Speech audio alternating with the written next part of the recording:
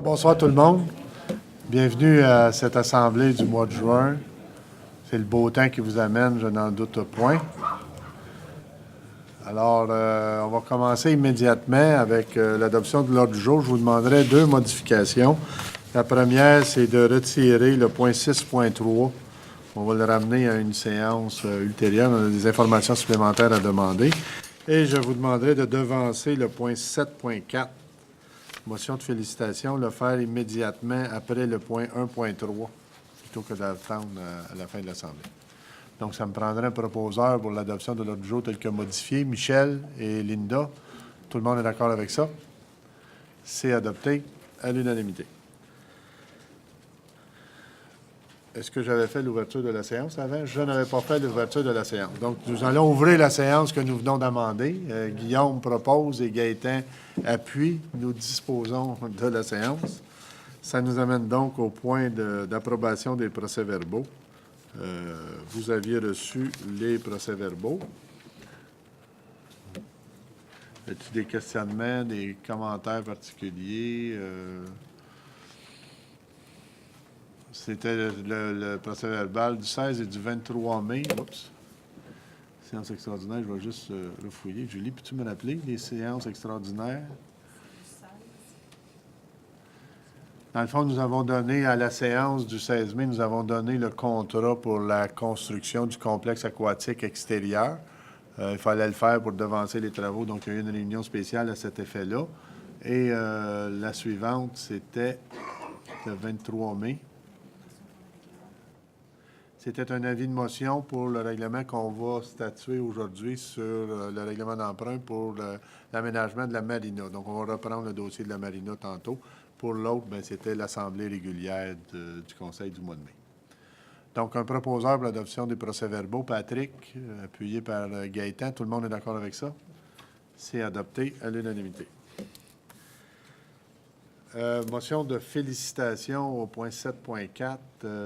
Donc, l'objet de ce point-là, c'est de souligner le travail pendant 30 ans des responsables du terrain de tennis du Parc Boursier, donc dans le secteur Mellocheville. Attendez un petit peu, je vais retrouver mon nom juste pour ne pas oublier personne. Je vais retrouver mes papiers. Vous les avez là. Madame Liane Morin, Marcelin Morin, Madame Janine Daou et Monsieur André Beaulac, que nous félicitons, que nous remercions pour le travail effectué pendant 30 ans, je pense, à gérer et organiser le tennis du Parc Boursier à Mellocheville. Donc, ça prendrait un proposeur pour une motion de félicitations, M. Daou, Mme Toulouse. Puis, on a un cadeau souvenir, Éric, à remettre à ces 4 personnes-là qui sont avec nous aujourd'hui. Alors, pour vous remercier pour ce travail que vous avez fait et vous garder en forme pour recommencer avec le nouveau terrain refait à neuf. Je ne sais pas si vous autres avez été refait à neuf, mais le terrain va l'être, lui. Alors, peut-être venez pour une photo. On a un pot de vin à vous remettre.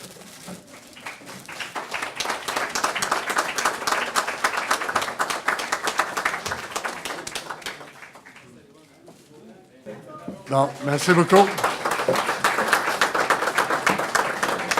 On vous remercie beaucoup tous les 4. C'est avec l'implication de monde comme vous qu'on réussit à arriver et offrir des services aux citoyens à des prix qui ont plus de bon sens. Alors, ça nous amène au point suivant, des avis de motion. Donc, le premier à 2.1, un avis de motion relativement à un projet de règlement modifiant le règlement de zonage numéro 701 tel qu'amendé un jour. C'est pour permettre dans le projet de l'ancien terrain de pratique de golf, donc le projet de M. Armand. C'est un avis de motion qu'on va amender le règlement pour permettre différents modèles de construction sur ce projet-là. On va y revenir un peu plus loin avec l'adoption du premier projet de règlement, mais sur l'image que vous avez à la télévision ou en avant de vous, c'est le type de maison en rangée qui serait construite dans ce projet-là. Et comme c'est un plan d'ensemble d'aménagement, il s'agit d'accepter d'accepter ce type de projet-là dans le plan global qui nous a été fourni. Et généralement, je pense qu'on parle ici de 125 unités de logement sur l'ensemble du projet. 124? Donc, un avis de motion, un volontaire pour donner un avis de motion à cet effet-là. Madame Toulouse. Linda Toulouse donne un avis de motion. Vous avez ici le plan que ça représente, donc le chemin du canal qui est à ce bout-ci. Là, j'ai l'air de le suivre sur mon écran, mais ça ne donne rien parce que je ne suis pas connecté avec vous autres. Julie va avancer d'une coche. Ou Pamela va avancer d'une coche. Bon. Voici le plan que ça donne. Vous avez le cours d'eau qui est en chemin. Dans le milieu, donc, la partie qui n'est pas couverte, c'est un parc qui est prévu d'être aménagé là. Des bâtisses en avant et en haut et le type de maison que vous avez vu, c'est ça qui va se construire là-dessus. Donc, c'est bon. Ça nous amène au point suivant, qui est avis de motion également pour créer la zone C225 à même la zone PA20. Ça, c'est un projet, on avait toujours parlé qu'il y aurait la mise en place de commerces de proximité à différents endroits pour répondre aux besoins de la population. Et entre autres, un des endroits où on envisageait des commerces de proximité, c'est à la jonction du chemin du canal, près de la sortie d'autoroute 30 sur le chemin du canal. Ce projet-là qui a été assez longuement, il y en a eu deux, il y en a eu un qu'un, il y en a eu un gros, deux petits, finalement, un projet de développement commercial. C'est la zone que vous avez là. Dans cette zone-là qui a été prévue, à même un secteur résidentiel, il y avait une zone qui était prévue pour un projet global d'aménagement. Donc, c'est ce qui s'appelle, et c'est la raison pour laquelle on donne un avis de motion pour modifier ce règlement-là, pour y permettre dans une partie de ce lot-là un plan de développement commercial pour des commerces de proximité. Donc, ça me prendrait un volontaire pour un avis de motion sur ce règlement-là. Guillaume, tu donnes l'avis de motion. Donc, lui aussi. Ce que ça va donner comme commerce, vous avez vu le lot que vous avez là qui est en rouge, c'est la partie qui est visée. Et si on passe à la diapositive suivante, vous allez avoir le projet qui est en façade de ce lot-là, sur le bord de l'autoroute, et c'est ça le projet qui devrait se combler. Donc, une station d'essence, dépanneur, restaurant, c'est essentiellement ça qu'on va retrouver sur ce site-là. Et on devrait maintenant, le règlement de zonage est amendé. La prochaine étape, ça va être l'obtention des permis. Ça a déjà été soumis, je pense, au comité consultatif d'urbanisme et le début de la construction qui devrait se faire dans le courant de l'année qui vient.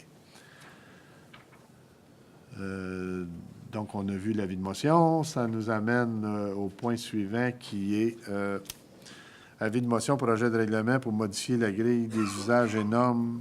Non. Règlement de motion pour le rejet des eaux de gouttière dans les réseaux d'égouts. La réglementation provinciale est beaucoup plus stricte qu'elle était auparavant. Et ce qu'on vient de vivre des inondations nous amène à être très soucieux de la problématique d'engorgement des réseaux d'égouts particulièrement.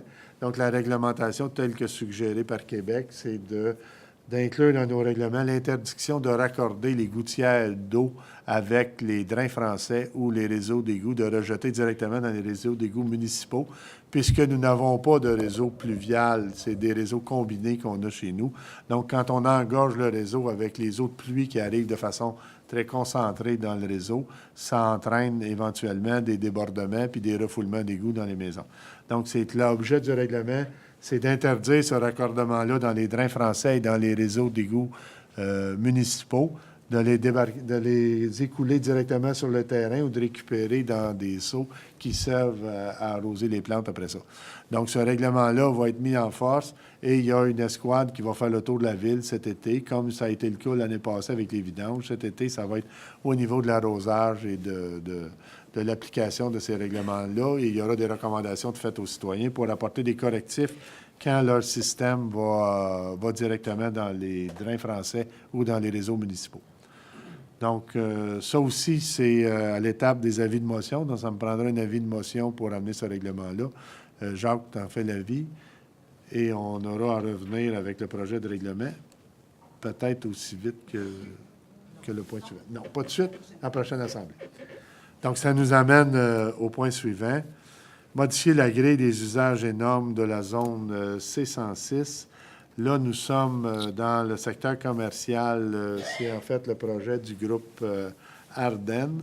Vous avez vu que le dernier bloc est en construction. La demande du groupe Ardennes, c'est de permettre des utilisations d'un certain service qui ne sont pas actuellement permis dans ce secteur-là, mais qui étaient ailleurs. Donc, l'objet de la résolution, c'est de permettre ajouter les usages dans le règlement de zonage, service de nettoyeur, agence de voyage, en contrepartie de quoi on retirerait les usages centre de soins corporels et spa et microbrasserie qu'on priorise davantage dans le centre-ville. Et dans la partie commerciale, on rajouterait les autres. Mais normalement, avec ça, ça devrait permettre de compléter complètement l'aménagement du secteur du développement commercial district Bois-Noir. Donc, là aussi, c'est un avis de motion parce qu'il y a un règlement qui va être déposé après ça avec une table de consultation. Gaétan, tu donnes l'avis de motion? Ça nous amène au point 3. Règlement décrétant une dépense de 3 911 810 et un emprunt de 3 011 810 sur une période de 20 ans afin d'effectuer la construction d'une marina de quai flottant et d'une capitainerie. Donc, c'est globalement le projet dont on parle depuis tout début de la planification de Bois-Noir 2020, d'aménager, de faire revivre la marina dans le centre-ville qui devrait générer d'importants investissements en construction de condos aux abords du centre-ville. On parle donc d'un projet global de 3 900 000. La Ville s'engagerait dans ça sur la base de 900 000 qu'on prendrait dans le Fonds de développement économique de 2 millions qu'on a créé, donc sur lequel on ne paiera pas d'intérêt. Ce 900 000-là va être remboursé par la Ville sur une période de 10 ans à raison de 90 000 par année. Le reste du règlement devrait coûter en remboursement autour de 160 000, qui, dans le plan qu'on a fait, va être remboursé par l'exploitant de la marina. Et malgré ce remboursement-là, il y a des profits importants réalisables dans ce projet-là.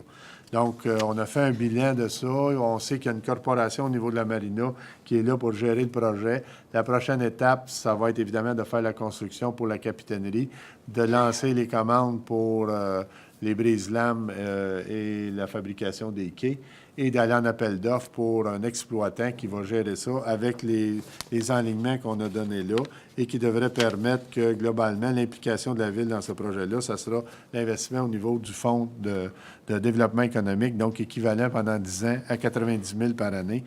Et nous estimons, les projets qui sont sur la table actuellement, on parle de 200 condos, 200 condominiums à bâtir sur le bord de l'eau, d'une valeur moyenne très conservatrice de 300 000 du condo.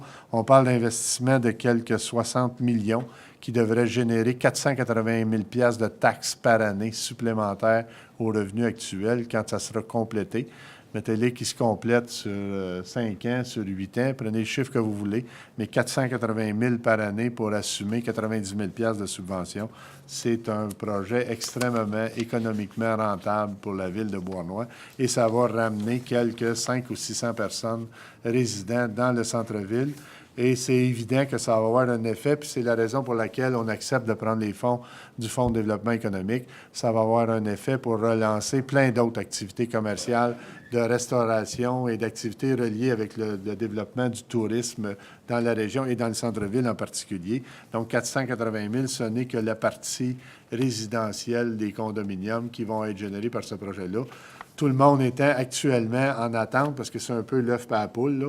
Nous, on attendait que le développeur embarque pour se lancer dans Marina. Le développeur, il attendait que la Marina arrive pour pouvoir lancer son projet d'investissement, parce qu'on parle quand même d'investissement de plusieurs millions. Quand on parle de 60 millions d'investissements privés, c'est d'énormes investissements. Pour eux, c'était bien important que la Marina soit là pour que les condos suivent. Et pour nous autres, c'était bien important que les condos soient là pour que la Marina suive. Là, on va arrêter de tourner en rond, puis on va partir le bal en se lançant dans la construction de la marina. On a aussi obtenu les autorisations presque finales. Là, les dernières démarches sont en cours, mais on a répondu à toutes les attentes du ministère pour obtenir les permis pour le brisant, parce que c'est ça la première opération de toutes avant d'obtenir une marina. Donc, ça lancerait officiellement le projet, et là, on le fait sur la base du règlement d'emprunt, puis après ça, on va s'en aller en appel d'offres pour la construction des bâtisses à différentes étapes. C'est un échéancier qui amènerait la marina, ce que vous avez en main, les membres du conseil, la mise en opération dès l'année 2018 de la marina de Bois-Noir, avec les chiffres que vous avez pour 18, 19, 20, 21, 22, démontrant la rentabilité de ce projet-là, évidemment, quand on aura l'exploitant. Mais il y a des listes d'attente très importantes dans toutes les marinas autour et sur le lac Saint-Louis et ailleurs pour occuper des espaces dès son ouverture, on est persuadé que la marina va être à pleine capacité. Et la phase 1, là, ce qu'on se parle, c'est de 99 espaces de bateaux dans la phase 1, et il y a une phase 2 pour amener jusqu'à 250 après ça. Donc, ça me prendrait une proposition pour Guillaume, tu en fais la proposition. Patrick, est-ce que tout le monde est d'accord avec le projet? C'est adopté à l'unanimité.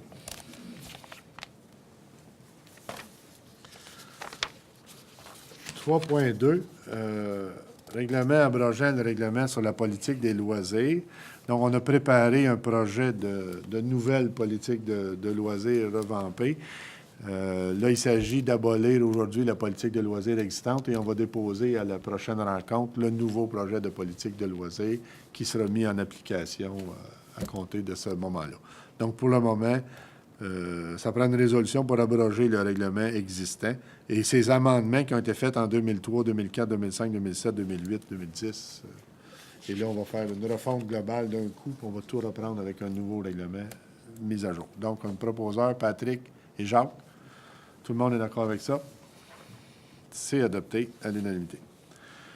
Projet de règlement modifiant le règlement sur les plans d'aménagement d'ensemble afin de permettre les habitations bifamiliales en rangée dans la zone PA 26. Là, donc, on est dans le projet... Oups! On est dans le projet... toujours le projet Armand, je ne sais pas comment l'appeler, là. Le projet... Faubourg du Canal, voilà. Maintenant, je vais avoir un nom qui a du bon sens. Le projet Faubourg du Canal, c'est le type de maison que vous allez avoir là. Modifiant, donc on a adopté un avis de motion tantôt. Là, c'est le projet de règlement. Non? Corrige-moi, Manon. Là, c'est le plan d'aménagement d'ensemble. OK, parce qu'il y a un avis de motion, il y a un plan d'aménagement d'ensemble, il y a le règlement de zonage. C'est la même affaire, mais il faut amender. Pour faire la correction du règlement de zonage, il faut amender deux affaires, le plan d'aménagement d'ensemble et le règlement de zonage. On finit par l'avoir, hein? Donc, ce que vous avez là, mais c'est la même affaire dans l'autre, sauf que là, on va amender le plan d'aménagement d'ensemble pour permettre ce type de logement-là dans cet espace-là, qui est la zone PAE 26. Proposeur Michel, appuyé Linda. Tout le monde est d'accord avec ça? Adopté. Premier projet de règlement modifiant le règlement de zonage 701 tel qu'amendé à même la zone PA 26. Et c'est le premier règlement que j'ai expliqué 2 fois et nous aurons l'occasion de le reprendre 3 fois dans les prochaines assemblées, plus une réunion de consultation. N'est-ce pas? Donc, aux surprises, c'est encore le même type de bâtisse qui va être construit sur le même emplacement. Donc, c'est ça. Et là, on dépose le premier projet qui va faire l'objet d'une séance de consultation publique, je crois, le 27 juin. C'est bien ça. Donc, un proposeur aussi pour l'adoption du premier projet de règlement. Jacques, appuyé par Guillaume. Tout le monde est d'accord avec ça? C'est adopté à l'unanimité. 3.6, premier projet de règlement modifiant le règlement de zonage pour la grille des usages et normes de la zone C106. Ça, c'est l'espace commercial de proximité qu'on a parlé tantôt. Donc, je rappellerai tout le grand espace vide qui est sur la carte derrière le bleu. C'est la zone qui était visée. Au-dessus, ça va demeurer une zone résidentielle. Et la zone en bleu devient l'espace de commerce de proximité, directement dans la courbe de la bretelle d'accès au chemin du canal. Hein? J'en ai passé un. La zone PA. Bien, on va faire 3.6 puis on fera 3.5 après. OK? Tu as bien raison. Là, à quel que je suis, là? Bon, 3.5, c'est celui-là. C'est celui-là que je viens de parler. C'est le projet de développement commercial sur le chemin du canal. OK. Donc, ça prendra une résolution pour adopter ce premier projet-là pour aller en consultation. Guillaume et Gaétan, tout le monde est d'accord avec ça? C'est adopté. On n'en parle plus pour l'asseoir du commerce de proximité. Est réglé. À 3.6, par contre, on va reparler du projet d'amendement au règlement de zonage pour le projet Ardennes. Donc là, on se parle de permettre dans ce projet-là, qui est déjà à vocation commerciale, d'y permettre les usages, services de nettoyeurs, agences de voyage, coiffeur, je pense. Coiffeur esthétique, il y avait ça aussi, là. OK? Donc, un proposeur puis un secondaire, parce que là, c'est le premier projet de règlement. Michel et Jacques, tout le monde est d'accord avec ça? C'est adopté. Phew, on est passé à travers la dure période de l'urbanisme. Madame Larose, pas facile à suivre. Administration générale et services du greffe. Bon, installation de panneaux de sens unique sur les 24e et 25e avenues. C'est un dossier qui avait déjà été discuté depuis un bon bout de temps. L'étroitesse, je dirais, des rues dans ce secteur-là vient poser des problèmes dans le... Excusez-moi, c'est parce que... Voilà. Je vais suivre de ce bord-là, ça va aller mieux que de suivre sur ma feuille à moi. Donc, la 25e avenue, qui sont dans les deux sens, toutes les deux, des rues très étroites. Quand il y a des autos stationnés là-dedans, ça devient très difficile de passer. Et particulièrement pour les accès à la descente de bateau qui est au parc Boursier juste en face. Donc, c'est souvent des autos avec des trailers et des yachts qui passent là-dessus. Tu circules entre les autos. La suggestion qui a été faite, c'est de mettre une rue dans un sens, descendre vers le fleuve, et l'autre dans le sens pour remonter. Donc, c'est ce que vous avez là. La 26e avenue serait en direction nord vers le boulevard Boursier, et la 25e avenue, ou 24e? La 24e, c'est la 24 et 25. Donc, la 24e, elle, serait en direction sud vers la rue principale. Donc, il s'agit d'officialiser ça et mettre les pancartes en conséquence. Et je pense que ça va être nettement plus sécuritaire et plus facilitant pour les véhicules qui passent là, particulièrement ceux qui vont vers la descente de bateau. Et ceux qui se dirigent vers les régates, là, dans le temps des régates, il faut voir que dans cette rue-là, à quel point ça peut être embourbé. Donc, un proposeur, Linda, t'en fait la proposition. Jacques, tout le monde est d'accord avec ça? L'installation de panneaux et la confirmation des sens uniques. Modification de la résolution 2017-132, bail d'occupation sur une partie du lot terrasse extérieure aux deux places du marché. Essentiellement, le 4.2 et le 4.3, c'est la même chose, l'autorisation de l'entente et la servitude à être maître.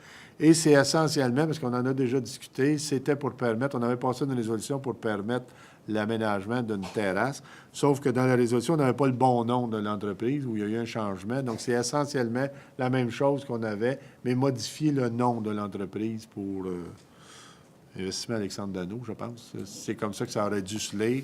Donc, c'est juste cette formalité-là. C'est pour quoi il y a deux résolutions. Donc, ça me prendrait un proposeur pour la première, qui est le bail d'occupation. Donc, Patrick et Jacques.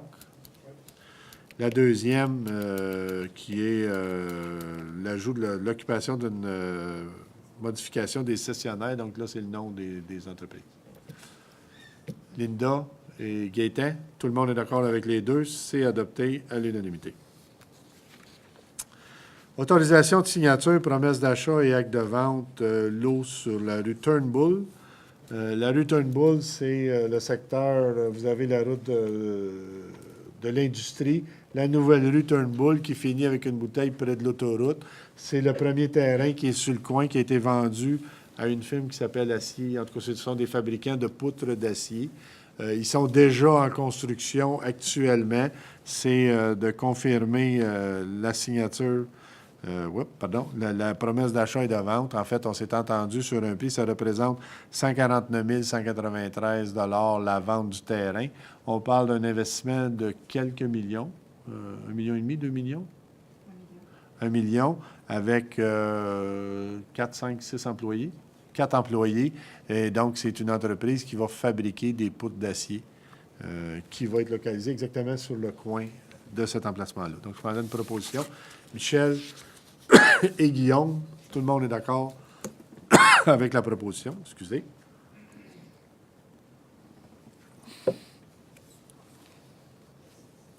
4.5, autorisation de signature, achat du parc sur la rue des Bisons. Ça fait déjà longtemps que c'est fait. Normalement, dans un développement domiciliaire, quel qu'il soit, la réglementation fait en sorte que le promoteur d'un développement doit verser à la Ville, doit remettre à la Ville 10 des terrains faisant l'objet d'un développement. Sur le projet de la Bisonnière, donc l'ensemble des constructions, des multiplexes sur la rue des Bisons, dans ce projet-là, il y a la même obligation pour ce développeur-là de fournir un terrain à la ville pour fin d'aménagement de parc. Le terrain qui sert déjà d'aménagement de parc entre les bâtisses actuelles de la Bisonnière, c'est l'espace en bleu qui est là. Là, le propriétaire de ça, qui est Investissement Roi, je pense, va céder à la ville pour une pièce ces terrains-là avec les installations qu'il y a dessus. Évidemment, la ville va en prendre charge, va l'entretenir et va convertir cet espace-là en parc pour l'ensemble des résidents. Ça devient un parc public. Donc, on l'acquiert pour la somme d'une pièce conformément au règlement d'urbanisme. Donc, je prends un proposeur. Linda t'en fait la proposition. Et Michel l'appuie. C'est adopté à l'unanimité. Autorisation de signature, vente du lot à M. Raymond Boyer et Mme Lise Labbé sur la rue Saint-André. Vous avez le projet. En fait, cette modification-là vient, si vous regardez sur le plan, ce qui est en pointillé et courbé, c'est l'utilisation actuelle du terrain. Donc, il y a une bordure de ciment qui a été aménagée là. Il y a une clôture, il y a du gazon. C'est entretenu par le propriétaire depuis un bon bout de temps. Ce terrain-là, vous avez d'une ligne à l'autre, la partie bleue allée complètement de l'autre côté. C'est l'emprise de la ville sur la rue qui donne accès, la rue Saint-André qui donne accès à l'aréna. Avec les réaménagements qui sont en cours à l'heure actuelle et l'aménagement là, du centre aquatique extérieur qui est en début de construction, la pétanque qui a été déplacée de ce côté-ci, l'ensemble du projet va amener des réaménagements au niveau des espaces de stationnement dans le parking de l'aréna et ça nous demande une ouverture plus grande du côté de la rue Saint-André. Donc, on a avisé le propriétaire qu'on reprenait complètement l'utilisation de l'emprise de la ville, comme un peu partout, sauf que là, l'emprise est un peu plus large.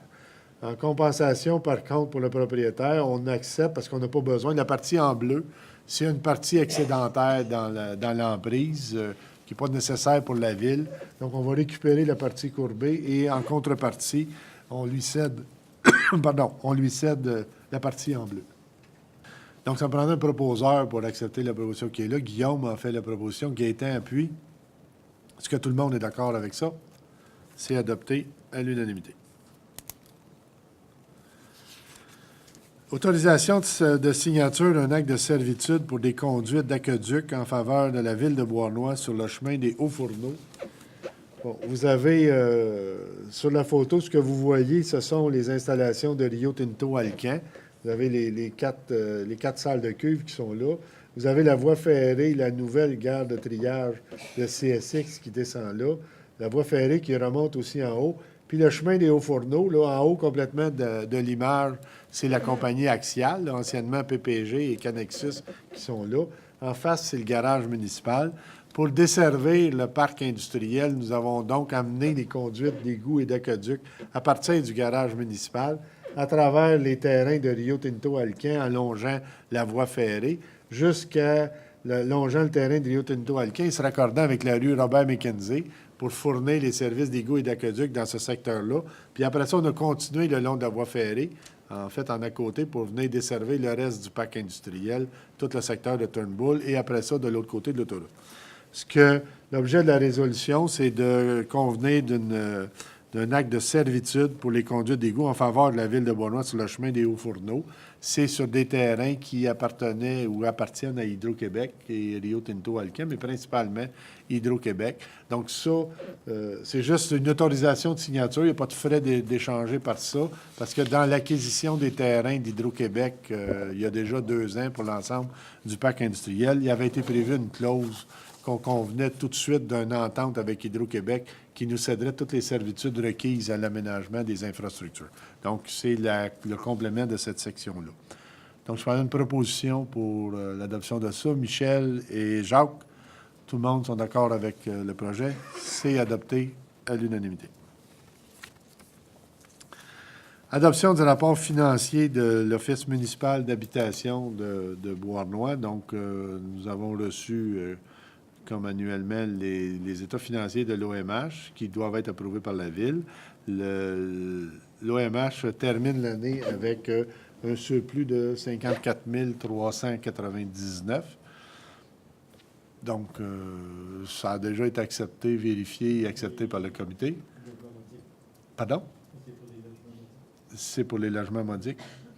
C'est ça, l'Office municipal d'habitation, mais c'est l'ensemble du projet de l'Office municipal d'habitation. Donc, Gaétan t'en fait la proposition, l'adoption des états financiers. Linda appuie. Tout le monde est d'accord avec ça. C'est adopté à l'unanimité. Octroi de contrat, renouvellement de l'adhésion au site Internet du Suroît. En fait, c'est Info Suroît. Depuis les débuts d'Info Suroît dans le monde des médias locaux, la Ville de Beauharnois a toujours été un partenaire impliqué avec Info Suroît et on a toujours contribué à mettre en place le réseau d'Info Suroît, ce qui a grandement aidé au fil des années, surtout il y a quelques années, à une meilleure couverture médiatique, parce que rappelons-nous qu'à l'arrivée d'Info Suroît, Beauharnois n'était couvert par aucun journal à la grandeur du territoire. Il y en avait un qui faisait la partie ouest, un qui faisait la partie est, un qui se promenait entre les deux. Nous avions très peu de couverture médiatique. Nous avions donc contribué à la mise en place d'Info Suroît. Info Suroît a couvert très largement les activités de Beauharnois au fil des années. Ça a un peu forcé les médias traditionnels à améliorer leur couverture de Beauharnois. Aujourd'hui, il y a régulièrement un journaliste aux réunions du conseil, en tout cas pas une bonne partie de la réunion. Il y a une couverture beaucoup plus importante par les médias des activités qui se passent à Beauharnois. Et déjà, Info Suroît, qui est déjà là pour couvrir toutes les activités qui se déroulent à Beauharnois, sont toujours reprises sur les médias sociaux. Et on sait que ce type de médias-là est de plus en plus en utilisation par les jeunes et par la clientèle en général. Donc, la proposition, c'est de renouveler encore une fois l'entente avec Info Suroît. C'est une somme de 6 200 $ pour la prochaine année. Donc, Patrick t'en fait la proposition. Guillaume appuie. Tout le monde est d'accord avec ça. C'est adopté à l'unanimité. Mandat à la firme d'ingénieur Como Expert Conseil de présenter une demande de certificat d'autorisation auprès du ministère de l'Environnement dans le cadre de travaux de réfection de la rue de l'Industrie. Donc, eux, on leur a donné le mandat de faire les plans et devis. Maintenant qu'on est prêt à faire la job, il faut obtenir une autorisation du ministère de l'Environnement et il faut mandater les ingénieurs pour confirmer qu'ils sont en droit de déposer une demande en notre nom. Donc, il faut autoriser le groupe Como Expert Conseil à présenter la demande au ministère de l'Environnement. Donc, Jacques t'en fait proposition. Michel appuie. Tout le monde est d'accord avec ça? C'est adopté à l'unanimité. Même chose dans le cas de la firme d'ingénieur conseil EXP pour soumettre une demande d'autorisation toujours auprès du ministère de l'Environnement dans le cadre de la mise à niveau de la station d'épuration des étangs aérés du secteur ouest sur la rue Sainte-Marie. Eux aussi, on leur a donné ça. Ça fait partie du gros projet de remise à jour de nos stations d'épuration, stations de pompage, usines d'épuration, bassins d'étangs aérés, un projet global de 12 millions. Donc, c'est la partie de réfection des étangs aérés. Les plans ont été faits. Il s'agit maintenant de déposer la demande au ministère pour obtenir les permis d'autorisation nous permettant d'aller en soumission pour la réalisation des travaux pour la mise à jour des étangs aérés secteur ouest. Proposeur, Jacques, appuyé par Guillaume. Tout le monde est d'accord avec ça? C'est adopté à l'unanimité. Ratification de contrat, travaux dans le parc industriel phase 2, construction de canalisation et d'ouvrages souterrains. En fait, ce sont des travaux requis pour traverser les conduites électriques sous le boulevard de l'Industrie ou la route 236 dans le parc industriel pour aller desservir sur la rue Turnbull et après ça, amener l'électricité jusqu'à passer sous l'autoroute en conduite après ça. Mais là, il s'agit de finir la job au niveau de la route du boulevard de l'Industrie et nous permettre évidemment de raccorder maintenant Acier ACL qui va être le premier installé sur le coin et qui est déjà prêt à être en opération au mois de juin. Donc, il fallait finaliser cette job-là et ça représente un montant de 48 000. Donc, un proposeur pour octroyer ce contrat-là, Patrick et Michel, ça fait partie du 30 millions de global d'aménagement des infrastructures dans le parc industriel.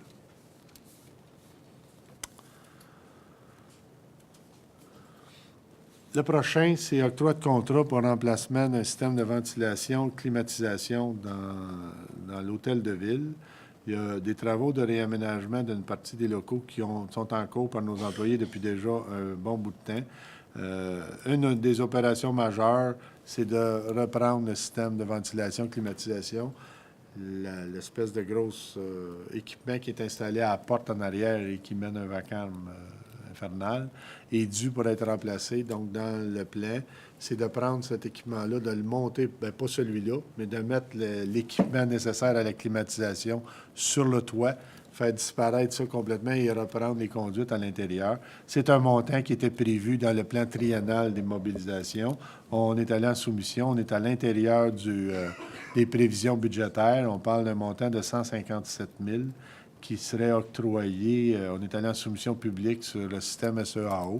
Il y a 3 entreprises qui ont soumis des prix.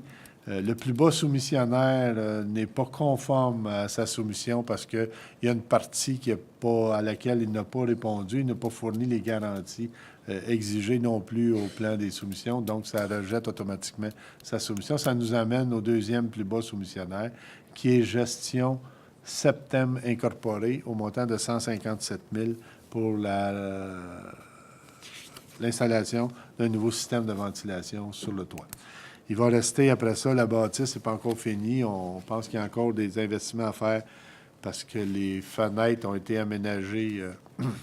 Ça ne me rajeunit pas, mais quand je suis rentré travailler à la commission scolaire, le 1er juillet 1975, on est en train d'aménager les châssis qui sont là. Donc, ils ont 40 quelques années. On est rendu presque... les châssis à être passés date, comme le maire. Donc, ça va faire partie des travaux. Il y a aussi la brique extérieure qui a besoin d'être remise en état. Pour la partie arrière, l'avant avait déjà été faite. Donc, c'est d'autres travaux qui vont arriver dans les prochains mois pour finir, une fois pour toutes, le réaménagement de l'hôtel de ville en norme d'aujourd'hui. Donc, l'octroi du contrat pour l'emplacement de système de ventilation, l'as-tu fait maintenant, le proposeur secondaire? Un proposeur. Guillaume, Linda, tout le monde est d'accord avec ça? Moins les commentaires. Moins les commentaires. Bon, on enlève les commentaires. Superflu. Du maire. Octroi de contrat, fondation des bâtiments du complexe aquatique et de la capitainerie. Donc, on est allé en soumission conjointement pour les 2 projets. On a vu tantôt qu'on a accepté le projet de règlement d'emprunt pour la capitainerie. On a annoncé qu'on était prêt à partir. On doit aussi, Beauharnois a pris charge de l'aménagement du complexe aquatique extérieur dans le cadre de la régie Beauharnois-Châteauguay sur le complexe sportif. Donc, on est rendu là aussi à faire la construction des fondations pour le bâtiment qui va être construit sur le site du complexe aquatique, en même temps que le bâtiment de la capitainerie. On est allé ensemble sur les 2 projets dans l'objectif de sauver des coûts ou d'avoir un meilleur prix sur l'ensemble en y allant 2 en même temps plutôt qu'un seul. Le projet va donc se diviser en 2. La soumission est répartie de la façon suivante. Le complexe aquatique, c'est un montant de 338 000 et la capitainerie, un montant de 261 000. Là, on parle des travaux de fondation, le premier étage du bâtiment, l'infrastructure. On a également donné un mandat dans le même temps à Como pour la réfection, en même temps qu'on faisait la réfection de la rue d'Industrie, de faire la réfection, faire le raccordement du réseau d'égouts et d'aqueducs, parce qu'on a un projet important de construction qui va voir le jour dans les prochaines semaines. Et Mme Fortin me regarde avec des gros yeux pour que j'en dise trop. Dans les prochaines semaines, on parle d'un projet de 30 millions avec une quinzaine d'emplois. Et boy, je ne suis pas payé dans mes chiffres. Donc ça va être annoncé, mais pour répondre aux demandes de cette entreprise-là, il faut amener des conduites d'égouts et d'aqueducs. Et c'est ce qu'on avait donné comme mandat à Como Expert Conseil. La surprise qu'on a eue en chemin, c'est que la capacité de la jonction avec la route 132 n'est pas suffisante pour répondre aux besoins de l'entreprise qui va arriver en haut. Donc, il faut arriver avec un plus gros tuyau. Donc, il faut refaire la connexion des égouts et de l'aqueduc à la jonction de la 132 et de la route du boulevard de l'Industrie. C'est ça? Oui, boulevard de l'Industrie. Donc ça va nécessiter de nouveaux plans et l'objet de la résolution, c'est d'ajouter au mandat de Como Expert Conseil, parce qu'on ne pouvait pas le savoir au début quel était l'état de la connexion sur la route 132, ce montant-là pour finaliser la job, et ça représente un montant de 20 550. Donc, le proposeur n'a pas vraiment le choix. Ça va amener un investissement de 30 millions. Michel en fait la proposition. Patrick appuie. Est-ce que tout le monde est d'accord avec ça? Donc, je rappellerai que juste ce soir, ça fait 2 contrats de construction qu'on vient de donner pour 2 projets d'usines dans le secteur industriel. 5.0, embauche d'un conseiller en environnement, service de l'occupation du territoire et de l'aménagement urbain. Donc, nous avions convenu, les membres du conseil, de mettre ce poste-là dans le plan d'effectifs. Donc, d'ajouter au service de l'urbanisme et de l'occupation du territoire un responsable des dossiers environnementaux, mais également de certains dossiers particuliers. Donc, tout ce qui est environnement, on l'a vu tantôt, un répondant pour la gestion des cours d'eau.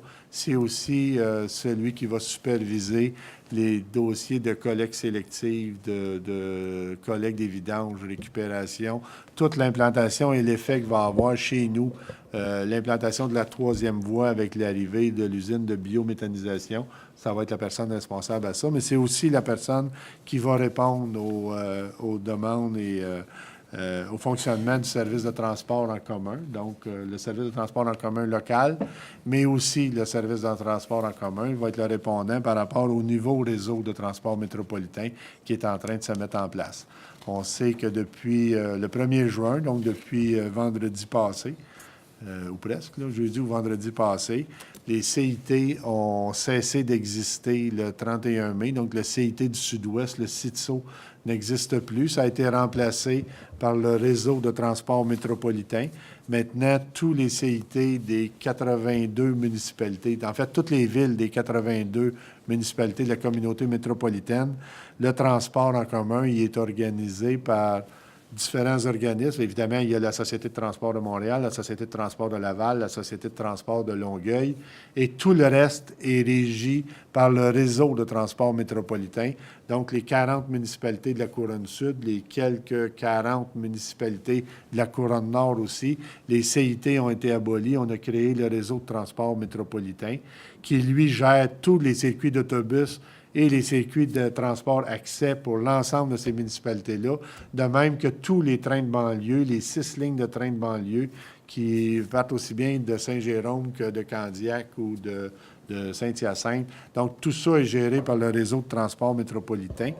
C'est une énorme organisation qui est en train de se mettre en branle.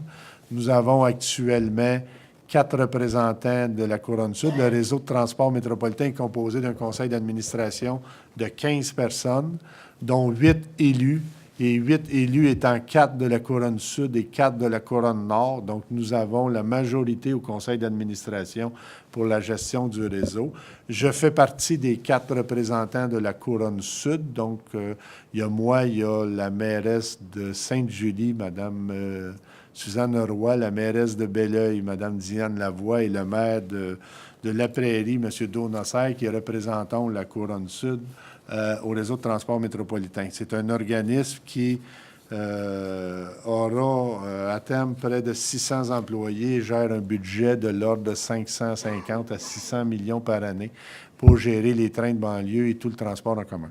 Donc, c'est un énorme dossier, mais comme les CIT vont être en reconstruction complète, ça va être très important qu'il y ait quelqu'un à la ville qui est en mesure de répondre aux problématiques de transport, répondre aux usagers et aux citoyens, comment ça fonctionne et voir à l'implantation de ça.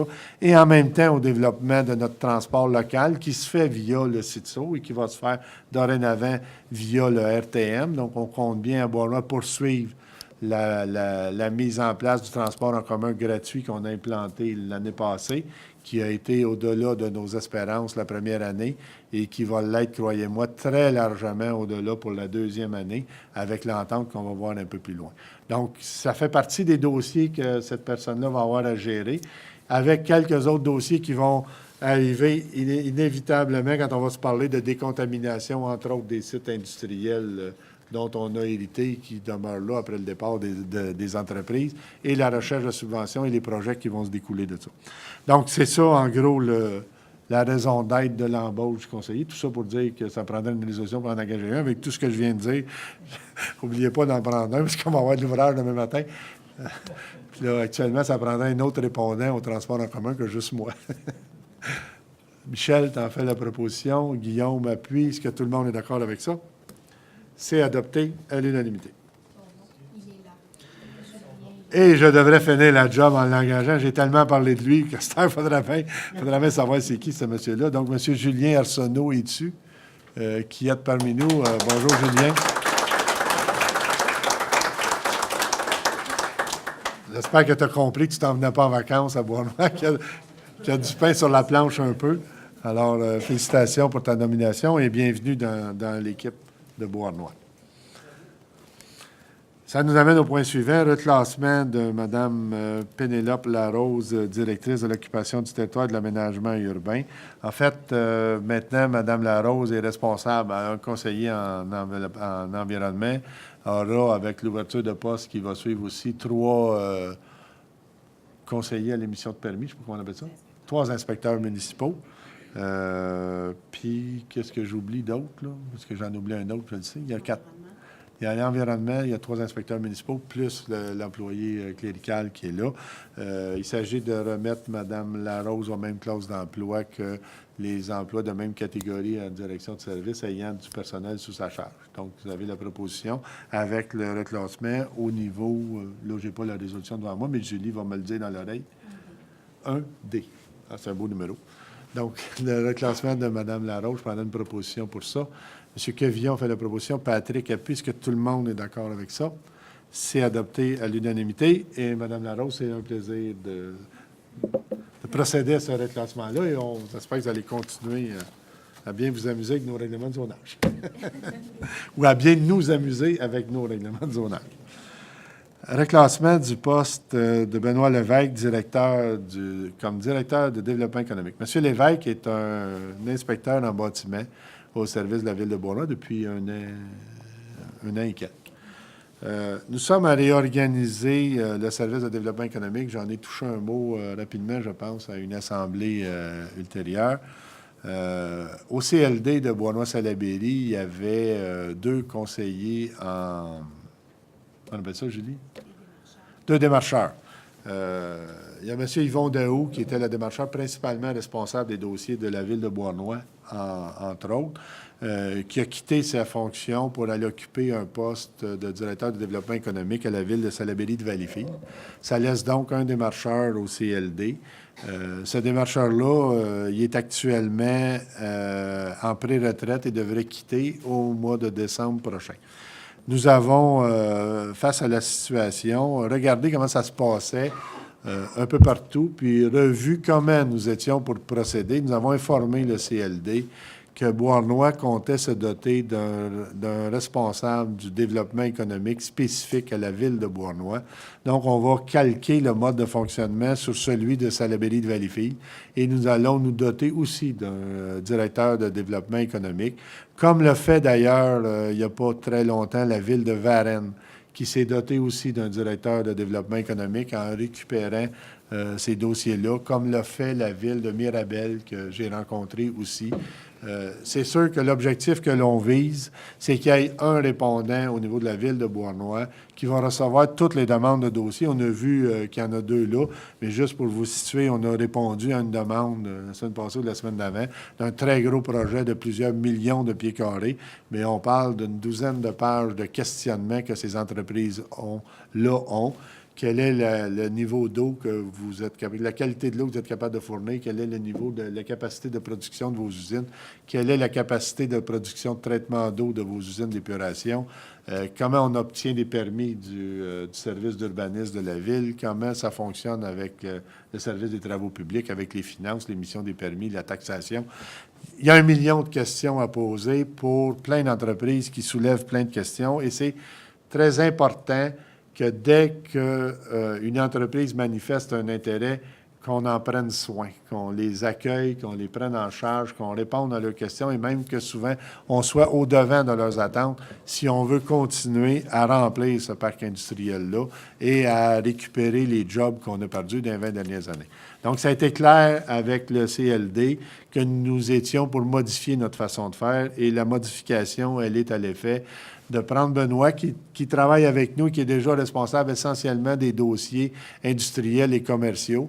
On va le dégager de là, on va même le sortir complètement du service d'urbanisme. Il va travailler dorénavant directement avec la directrice régionale, mon Dieu, j'ai un retour en éducation d'un coup sec, avec la directrice générale de la ville et qui va se charger de recevoir les demandes qui arrivent autant dans notre cas de Montréal International que d'Investissement Québec, que du CLD, parce qu'on ne ferme pas la porte au CLD non plus. Le CLD a un rôle important à jouer au niveau d'accompagnement des entreprises. Il y a des programmes de financement comme le FLS ou le FLI. Ça a une valeur, là, mais ça a un nom, mais moi, là, je suis rendu que je me rappelle juste des lettres. Je suis rendu comme les petits jeunes, je parle juste en abréviation.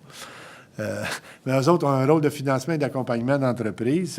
Par exemple, le CLD gère le fonds Rio Tinto Alcan, qui est quand même un fonds d'investissement de 800 000, ou 800 quelques mille, 680 000, bon, 700 000, qui est réservé aux seules entreprises qui s'installent à Beauharnois pour récupérer les pertes d'emploi occasionnées par la fermeture des salles de cuve d'Alcan.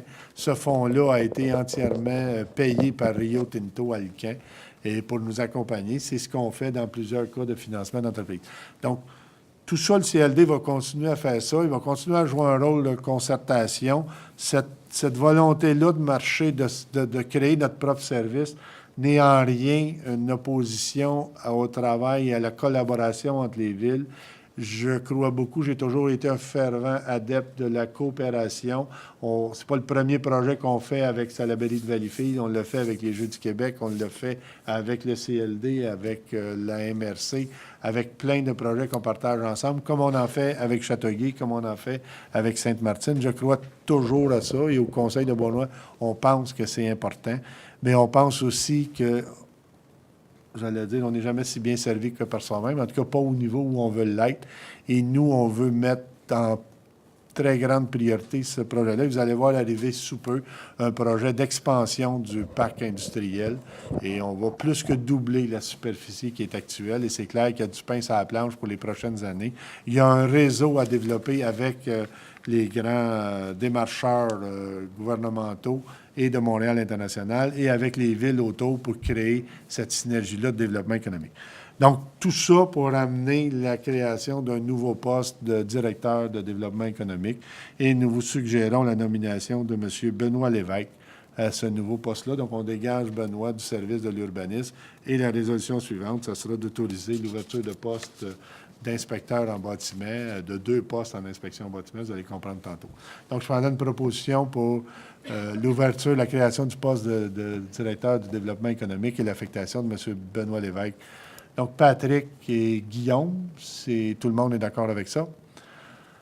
Alors, c'est adopté à l'unanimité. Et Benoît, on te félicite et on fonde beaucoup d'espoir sur l'implication que tu vas faire et ce que tu vas nous apporter en termes de développement économique. Notre avenir est maintenant de tes mains. Nous, on te check. Alors, merci beaucoup. On passe au point suivant, le classement. Bon, mais M. Benoît Lévesque, je viens de le faire les deux ensemble. Non. Excusez-moi, c'est à celui-là. Modification et mise à jour de l'organigramme fonctionnel de la Ville. Bon, le reclassement, les 2 engagements, on vient de compléter ça. Vous avez donc l'organigramme que vous pouvez toujours consulter sur le site Internet de la Ville, qui est toujours mis à jour à chaque fois qu'on prend une décision. Vous pouvez toujours être up-to-date. Donc, un proposeur pour ça, Jacques, appuyé de Guillaume. Tout le monde est d'accord avec ça? Congédiement, il y a des côtés moins drôles. Il y a un dossier qui a été mis de l'avant par la directrice générale. Son aboutissement s'est fait il y a 2 semaines maintenant, Julie. Donc, l'objet, la proposition qui est là, c'est de confirmer le congédiement de l'employé 755 pour insatisfaction que nous avions et dossier qui a été monté. Je prendrai une proposition pour ça et je n'élaborerai pas plus. Gaétan et Michel, tout le monde est d'accord avec ça. C'est adopté à l'unanimité. Donc, vous allez voir, nous reviendrons à une assemblée ultérieure, 2 ouvertures de postes pour des postes au service d'urbanisme. Approbation de la liste des comptes à payer. Donc, vous aviez la liste des comptes à payer qui doit représenter 3 327 000 et quelques. Donc, vous avez pu voir ces comptes-là. Je prendrai une proposition pour l'acceptation. Encore une fois, là, dans ce 3 millions-là, il y a principalement les déductions à source, les parties des salaires, tout ça y compris là-dedans, plus les contrats qui sont en train. Évidemment, plus il y a de chantiers, plus ces montants-là sont élevés.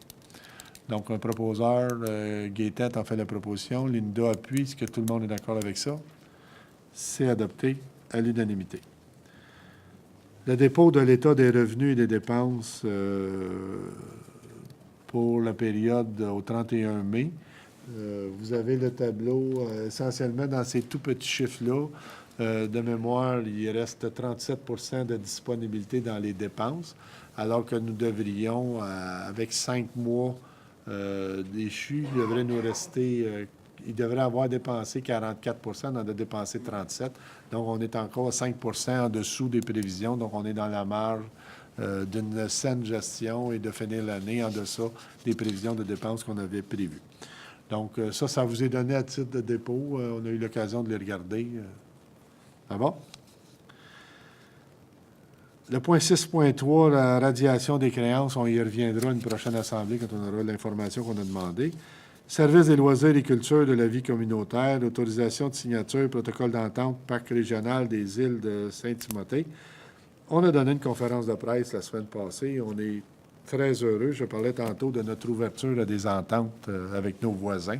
C'est un exemple très concret d'une entente au bénéfice des citoyens de Beauharnois. Nous avons convenu avec Celebrity de Valleyfield d'une entente pour que les citoyens de Beauharnois aient accès gratuitement, aient accès aux mêmes conditions que les citoyens de Salaberry de Valleyfield à la plage du parc régional des îles de Saint-Timothée.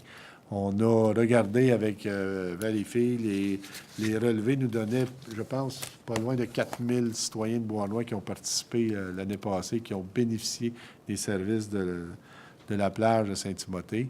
Et cette année, avec les travaux de construction du complexe aquatique extérieur, on comprend qu'en plus de ça, on ferme la piscine pour à peu près tout l'été. Là. On se croise les doigts pour réussir à la réouvrir tout en neuf au mois d'août. Mais ça va nous empêcher un peu de nous baigner. Pas nous autres, pas à cause de ça qu'on a mis la température de chien qu'on a là. Ça, c'est venu tout seul. Mais le reste, mettons que ça nous a forcé à accélérer un peu les discussions avec Salaberry de Valleyfield pour amener à cette entente-là. Et Valleyfield s'est monté très ouvert à ça. Dans le fond, ce qu'on va faire, la Ville de Beauharnois va contribuer pour 25 000 à l'opération du parc régional des îles, ce qui équivaut, toute proportion gardée, à ce que Valleyfield injecte, évidemment, en grosseur, il y a plus de monde, donc il injecte plus d'argent, mais c'est la même proportion pour que leurs citoyens aient accès, donc, aux mêmes conditions que nous. Ce qu'on va rajouter de particulier à Beauharnois, c'est le transport en commun, gratuit, qui va, à partir du 24 juin, je pense, du 24 juin au mois de septembre, va se rendre 4 fois par jour. En fait, va aller 2 fois, va revenir 2 fois de la plage de Saint-Timothée. Donc, tous les jeunes et moins jeunes de Beauharnois pourront se rendre au parc des îles gratuitement par transport en commun.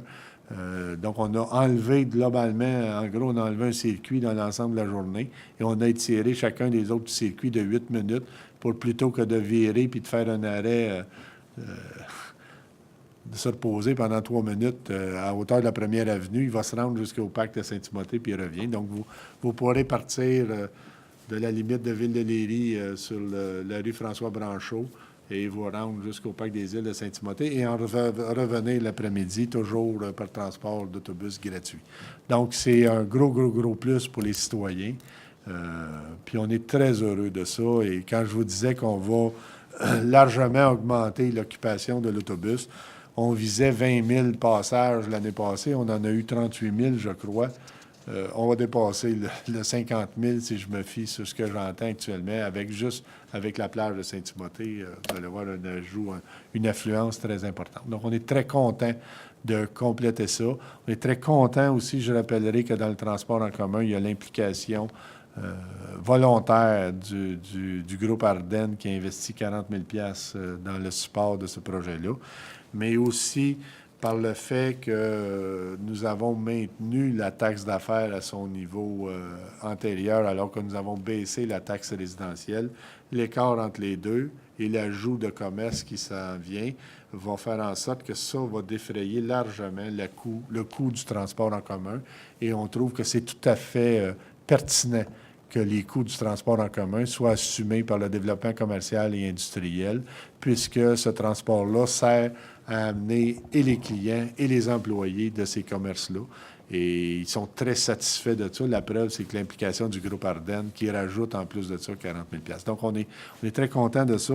Ça va continuer. On est très heureux que Valleyfield ait accepté de nous ouvrir cette porte-là, comme on a été très heureux que Châteauguay ait accepté de nous inclure dans le projet de régie multisport et centre aquatique intérieur, Soccerplex et centre aquatique extérieur et base de plein air. Donc, on croit beaucoup à la coopération entre les villes. C'est essentiel en 2017.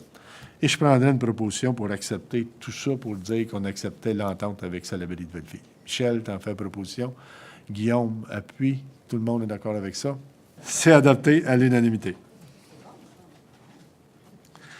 Autorisation de signature, protocole d'entente avec le Club optimiste Bois-Noir-Maple-Grove, réaménagement de l'ancien parc de planche à roulettes dans la cour du centre communautaire.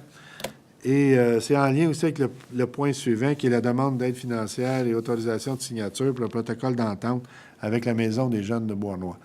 On a, dans les discussions avec la Maison des jeunes, convenu la Ville de s'impliquer davantage en termes de support à la Maison des jeunes pour deux raisons. D'abord, en termes de support des opérations et des animateurs de la Maison des jeunes, l'austérité budgétaire vécue dans les dernières années, le resserrement au niveau des subventions, faisait en sorte que la Maison des jeunes se trouvait de plus en plus coincée avec un budget qui n'évolue pas au rythme de l'évolution des besoins. Nous étions déjà partenaires avec la Maison des jeunes depuis 3 ou 4 ans pour ajouter une ressource d'animation. Puis je vais juste me permettre un petit historique parce que quand on a commencé ça, on vivait passablement de problèmes au niveau du centre communautaire avec des jeunes, particulièrement en soirée. Beaucoup de bruit, beaucoup de crainte de la part des personnes âgées qui vivaient là-dedans. On avait essayé avec la police de régler le problème. On a essayé de mettre de la musique classique sur le bord de l'ascenseur. Ça a pogné un bout, mais ils ont fini par trouver la façon de l'endurer ou de se boucher les oreilles. En tout cas, on n'y arrivait pas, puis la police n'y arrivait pas. Et Étienne, que je vois là, Étienne était venu me voir dans le temps, puis il avait dit nous, on est prêts à essayer de faire quelque chose. Si vous nous aidez, on va mettre un animateur de plus. Ce qu'on a accepté de faire, on a fourni les ressources à la Maison des jeunes. Ils ont fourni un animateur de rue, je pense que c'est comme ça qu'ils appellent ça, qui est intervenu auprès des jeunes. Et je dois dire que ça a été une solution instantanée à un problème qui traînait depuis fort longtemps. Et on n'a plus jamais entendu parler de troubles avec les jeunes de 12-17 ans sur le terrain du centre communautaire. Étienne me disait il n'y a pas longtemps qu'il est passé de 3 500 utilisateurs à 5 000 l'année passée. Il y a une demande de plus en plus grande de la part des jeunes. Probablement que nos investissements dans Bois-Noir ont un effet et qu'il y a de plus en plus de jeunes et qu'il y a de plus en plus de jeunes qui veulent bénéficier de la Maison des jeunes. Si je continue mon historique, l'année passée, on a lancé un projet conjoint avec eux autres.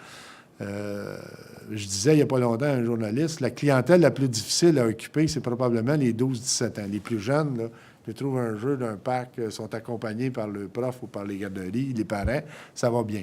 Les plus vieux, eux autres, ils s'occupent de commencer à bambocher, de faire du sport ou de courir eux autres mêmes. Les jeunes de 12 à 17 ans sont pas faciles à satisfaire, c'est pas facile de répondre à leurs besoins. C'est pas facile pour une ville et un service de loisirs d'une ville de trouver des réponses à leurs attentes. La Maison des jeunes a prouvé qu'il était... Moi, je fréquente pas la Maison des jeunes, je suis moins jeune. La Maison des jeunes a prouvé qu'eux, ils étaient capables de trouver des activités à ça et on leur a dit qu'on était prêt à investir l'année passée, je pense 150 000 au total dans un projet, et qu'on voulait que les jeunes nous disent ce qu'on pouvait faire avec. Et c'est eux qui ont décidé de revamper le skatepark qui était déjà aménagé à côté depuis une couple d'années. C'est eux qui ont décidé de le relocaliser à côté de ça, beaucoup plus grand, de mettre l'argent dedans. C'est eux autres qui ont participé à un comité, qui ont choisi les aménagements qu'on y a fait. C'est eux qui ont rencontré les spécialistes qui fournissaient ces équipements-là, qui ont décidé avec les gens du service des loisirs qu'est-ce qu'on choisirait dans les équipements. C'est eux qui ont tout fait l'opération avec eux autres. Et on a aménagé le parc. C'est un des rares projets qui est rentré exactement dans le budget qu'on prévoyait. Si les jeunes ils ont compris qu'on les avait donné ce montant-là, ils sont rentrés avec ce montant-là. C'est probablement l'équipement le plus utilisé à la ville de Beauharnois actuellement par cette clientèle-là. Mis à part les journées comme celles qu'on vient de vivre où il pleut et il fait froid, puis même là, je ne suis pas certain, mais mis à part ceux-là, il y a toujours des jeunes en attente de passer là-dessus. Il n'y a pas de chicane. Je pense qu'il n'est pas arrivé une fois qu'on a eu besoin de faire venir la police pour intervenir dans ça. Il n'y a aucun graffiti si vous faites le tour des installations qui sont là. Moi, ça m'est arrivé régulièrement de voir des jeunes en passant là qui ramassaient les papiers, qui allaient les mettre dans les vidanges. C'est absolument phénoménal. Je pense qu'ils ont compris que quand ils s'impliquent, c'est leurs affaires à eux autres et ils en prennent soin comme tout le monde. Ça a été un très beau projet. Fait que ce qu'on a fait cette année, on s'est levé de bombe, on a dit à la Maison des jeunes, là, la suite, l'ancien skatepark, on pensait faire un stationnement avec ça. Avez-vous une solution plus intelligente que de rajouter des places de parking, là où il y en a déjà énormément? Ils ont pensé que oui, il y avait une solution plus intelligente et ils nous ont suggéré d'aménager là une espèce de surface multisport. On va jouer au hockey bottine, on va jouer au basketball, on va jouer à des jeux de ce type-là. Donc, on va refaire la surface, on va la repeinturer. Bon, tout ça, ça a été fait avec eux autres. Là, on s'est reviré de bord. Il y a eu un autre partenaire qui est embarqué dans ça, c'est le Club Optimiste Bois-Maple-Grove, et je souligne leur implication. Nous, la Ville, dans ce projet-là de surface multisport, on va mettre 10 000 $. Le Club Optimiste en rajoute 5 000 $. Et on va mettre 25 000 de support aux animateurs de la Maison des jeunes. Donc, globalement, ça va faire 35 000 mais on en mettait déjà entre 5 et 10, comme je l'ai dit tantôt. Donc, c'est net un 25 000 de plus de la part de la Ville, puis un 5 000 de plus de la part du Club Optimiste. Et je répète encore une fois à quel point on est satisfait de cette collaboration-là avec la Maison des jeunes, à quel point, Étienne, j'en profite pour le dire aussi publiquement, vous faites un travail extraordinaire avec cette clientèle-là, qui est souvent pas facile, mais que je dirais qui est de plus en plus facile. Et je pense grâce aux interventions que vous faites. Donc, on est très content de ça et on a 2 résolutions là pour aller à la fois en support direct avec les animateurs et en support. Absolument. Je pense que c'est très mérité. Donc, pour la première résolution, pour la demande d'aide financière pour la Maison des jeunes, donc le support aux animateurs, le 25 000 dont on se parle. Donc, Linda t'en fait proposition. Gaétan, tout le monde est d'accord avec ça. Donc, c'est adopté.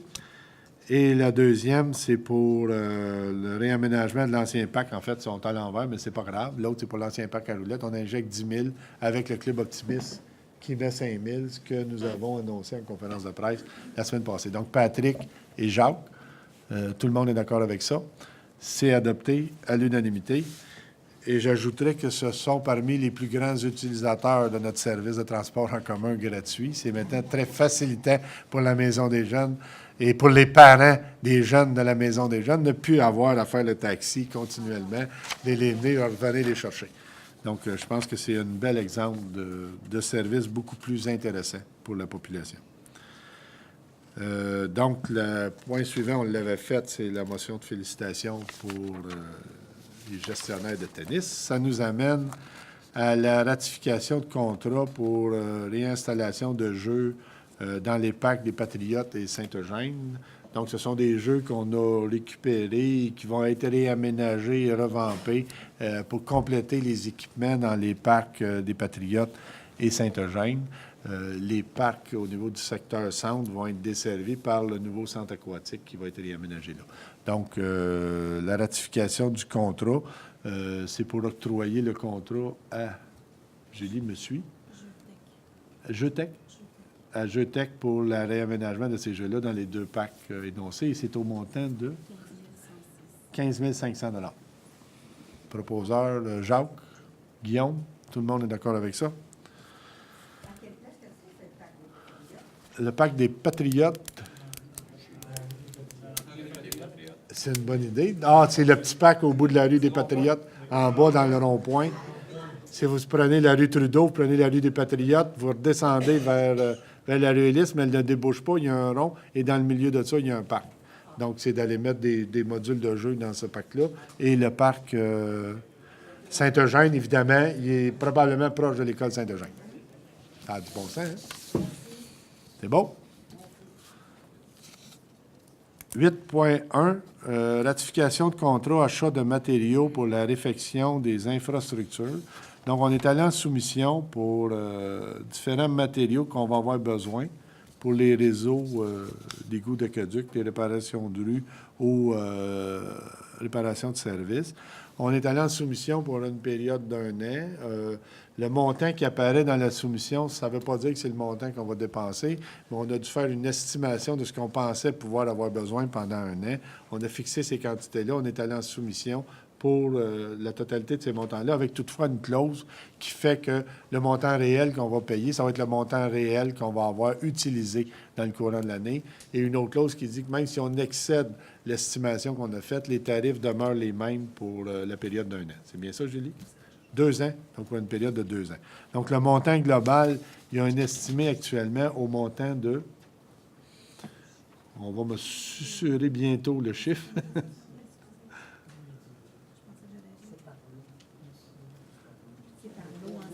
Bon, vous avez les chiffres en avant, là. 5 262, 23 000 puis 62 000. Donc, il y a 3 lots distincts qui vont faire autour de 90 000 qui seraient octroyés, possiblement sur une période de 2 ans, mais encore une fois, dépendant des besoins. Et vous avez les firmes selon les lots, là, les firmes qui apparaissent dans le projet de résolution pour les membres du Conseil. Donc, un proposeur pour ça, Jacques, appuyé par Guillaume, que tout le monde est d'accord avec ça. C'est adopté à l'unanimité. Annulation de l'appel d'offres public, fourniture et livraison de béton. On est allé en appel d'offres public pour le béton, parce qu'on est allé en appel d'offres public pour un contracteur pour l'installation de la piscine. Mais on s'était réservé d'acheter nous autres mêmes le béton pour le rajouter à ça. Mais comme ça dépassait le 100 000, on est allé sur le système SEAO du gouvernement provincial. Malheureusement, on s'est retrouvé à la fin du SEAO et il n'y a aucun soumissionnaire qui a rentré des prix. On s'est interrogé ce qui s'était passé. Les vendeurs de béton sont essentiellement habitués à se faire appeler par un fournisseur « Amène-moi du béton à ce place-là » et pas nécessairement à remplir les soumissions sur le système provincial. Donc, ce qu'on a fait hier soir, on a relancé un nouvel appel d'offres en informant cette fois les soumissionnaires du montant qui est là. Et cet appel d'offres-là, le deuxième, va se compléter le 21 juin, date à laquelle on avait besoin de la grande majorité du béton qui était visé, sauf une partie qui va être réglée par l'entrepreneur qui a déjà eu le contrôle. Donc, l'objet de la présente résolution, c'est d'annuler l'appel d'offres public, puis de repartir, mais à la prochaine réunion, on reviendra avec, et probablement au cours d'une réunion spéciale entre aujourd'hui et la fin juin, avec l'octroi du contrat pour la balance du béton. Donc, un proposeur pour annuler l'appel d'offres qui a été envoyé. Évidemment, il n'y a pas eu de prix déposé. Patrick et Guillaume, tout le monde est d'accord avec ça. C'est adopté à l'unanimité. PIA sur le chemin Saint-Louis, donc on a eu une demande de permis de construction. Sur le chemin Saint-Louis, je rappellerai qu'on est en zone du centre-ville, donc en zone de PIA. Ça veut dire qu'à cet emplacement-là, tous les projets, toutes les demandes de permis de construction doivent faire l'objet d'une consultation avec le CCU et d'une résolution de la Ville. Donc, l'objet de la demande, c'est de faire cette rénovation-là. Mais y a-t-il une dérogation quelconque là-dedans? Non. Donc, c'est d'accepter le projet qui a été déposé. Vous avez, je pense... non, pas là. On a-tu ce que c'était? Oui, dans le petit coin, vous avez ce que c'est actuellement. En fait, c'est la bâtisse qui est là. La bâtisse qui est là, qui va avoir l'air de la bâtisse qui est là, après qu'ils vont avoir fait la job. Donc, de changer le toit, la façade, ça va reniper dans ce secteur-là. Donc, prendre une proposition, ça a été soumis au CCU qui a été accepté. Donc, c'est d'entériner cette solution-là. Linda t'en fait une proposition. Guillaume, les deux CCU, c'est adopté à l'unanimité. Je savais qu'il dérogeait à quelque chose. À la prochaine résolution, il y a une dérogation mineure pour le même projet parce que dans cette bâtisse-là, il y a une galerie en avant avec un chapeau qui est sur le trottoir.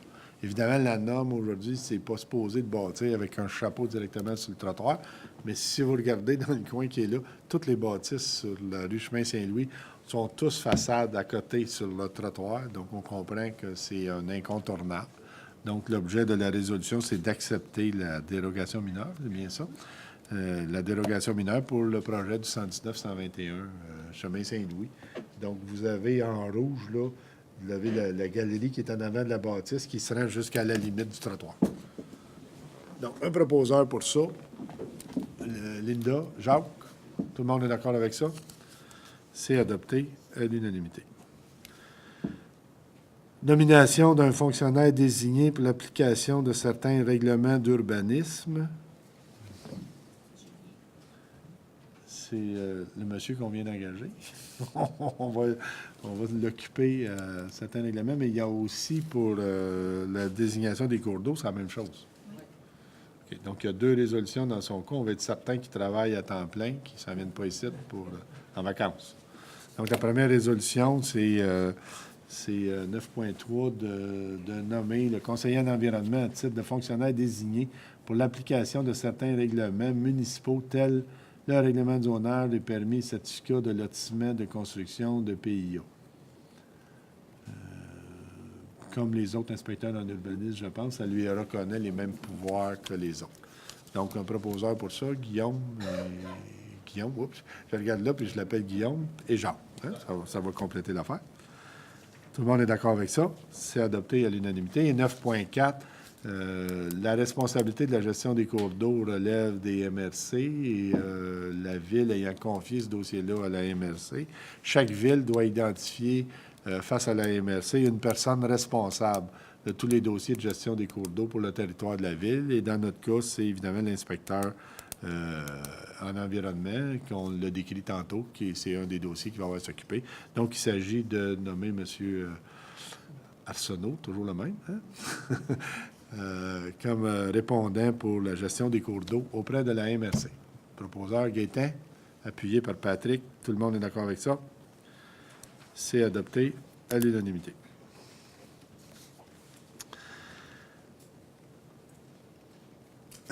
Octroi de contrat, acquisition, installation, configuration, mise en service et entretien d'équipements de radiocommunication.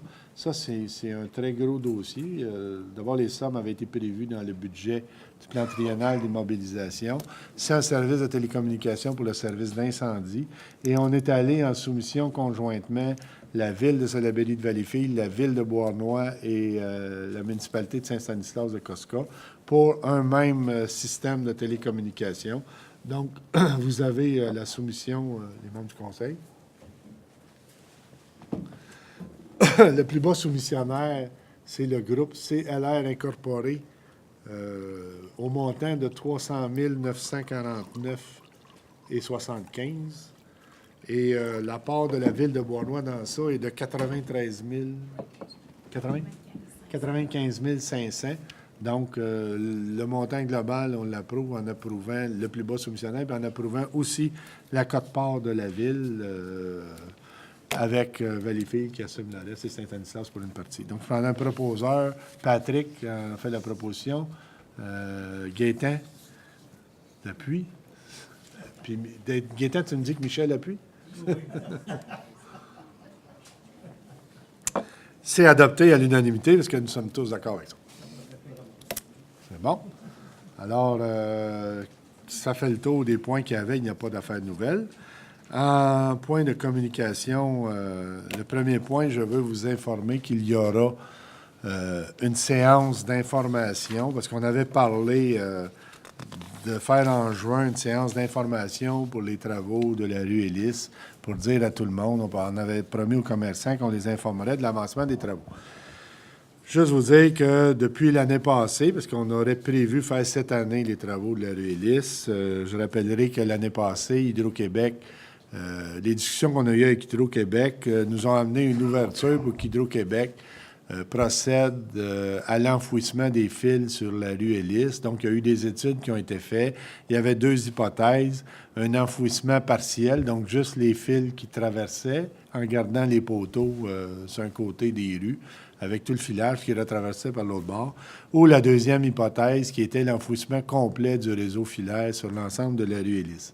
Après analyse, avec les subventions impliquées dedans, on a accepté d'inclure dans notre projet de réfection de la rue Ellis l'enfouissement total des fils sur la rue Ellis. Ça représente, juste de la part d'Hydro-Québec, un investissement de 3,5 millions en subvention pour l'enfouissement des fils. La Ville contribuait pour à peu près 1 million, si je ne me trompe pas, pour la balance du projet, ce qui s'ajoute aux 8 millions prévus ou 7 millions et quelques prévus pour la réfection de la rue Ellis. Ce que ça a occasionné, par contre, c'est des délais parce que Hydro-Québec nous avait mis comme condition, si vous voulez qu'on embarque, il faut que ce soit nous autres qui fassent les plans des conduites de canalisation souterraines qu'il va y avoir sur la rue.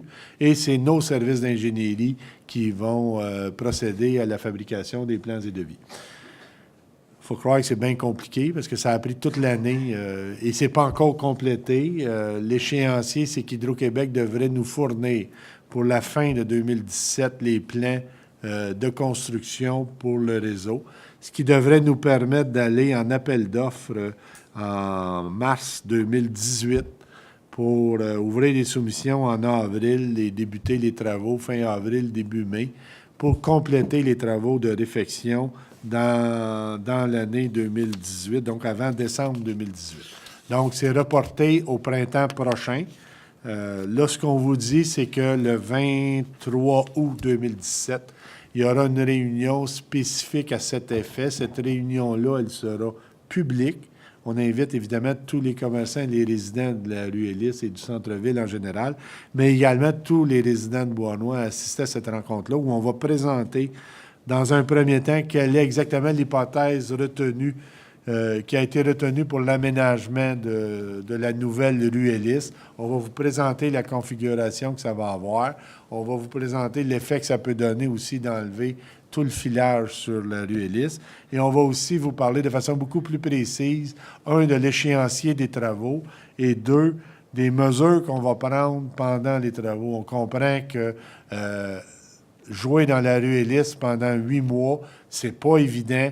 Les gens se plaignent actuellement de l'état de la chaussée. Sachez que nous sommes très au fait de l'état lamentable de la chaussée, mais on n'est pas pour investir une coupe de 10 000 ou 100 000 piastres dans une réfection de chaussée qu'on va enlever dès l'automne qui vient.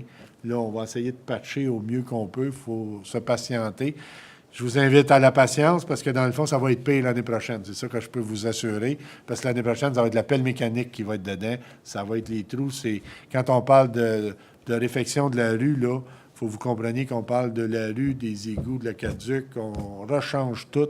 Ça fait plusieurs fois qu'on intervient sur la rue Ellis. On ne l'a jamais fait au complet. On ne l'a jamais fait, je qualifierais comme du monde. Ce coup-ci, on va le faire pour pas qu'on aille à recommencer à tout bout de champ. Donc, on va tout changer les réseaux d'un bout à l'autre et on parle du chemin Saint-Louis à aller jusqu'à la rue Kilgore. Donc, on n'arrêtera pas au milieu. On va la faire au complet, la rue. Donc, tout ça va vous être présenté à une séance d'information le 27 août. Et je vous invite...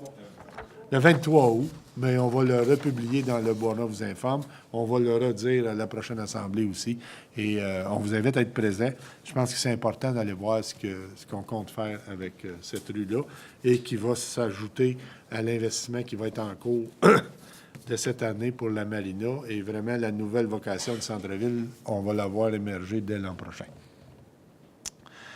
La deuxième, je vais vous dire qu'au niveau de la coop santé, je ne veux pas nécessairement les scooper, mais je veux mettre clair aussi, les gens de la coop santé ont trouvé un deuxième médecin. Vous savez qu'ils ont annoncé il y a quelques mois qu'il y aurait un médecin à la coop de santé. Malheureusement, le docteur Mdami est une femme qui est enceinte, donc elle ne peut pas être présente à la coop avant le mois de janvier 2018. Les membres du conseil d'administration ont trouvé un deuxième médecin qui est disponible dès le 1er juillet. Et là, on s'est buté à la bureaucratie du ministère des Affaires sociales, où le permis ne pouvait pas être émis pour le docteur Gumman. Et on demandait à l'autre médecin de démissionner, de renoncer à son permis pour que le docteur puisse pratiquer. Et là, il a fallu... Pardon, voyons. C'est parce que je dois être dû pour un cognac au lieu de juste de l'eau. Pas bon, c'est dangereux, ça.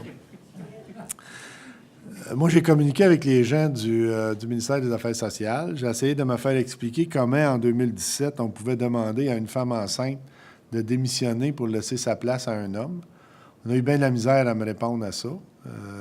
Et face à beaucoup d'interventions, face aussi à l'intervention, je dois le souligner, très, très collaborative de Stéphane Billette, qui est le député d'à côté, qui est aussi le whip du Parti libéral.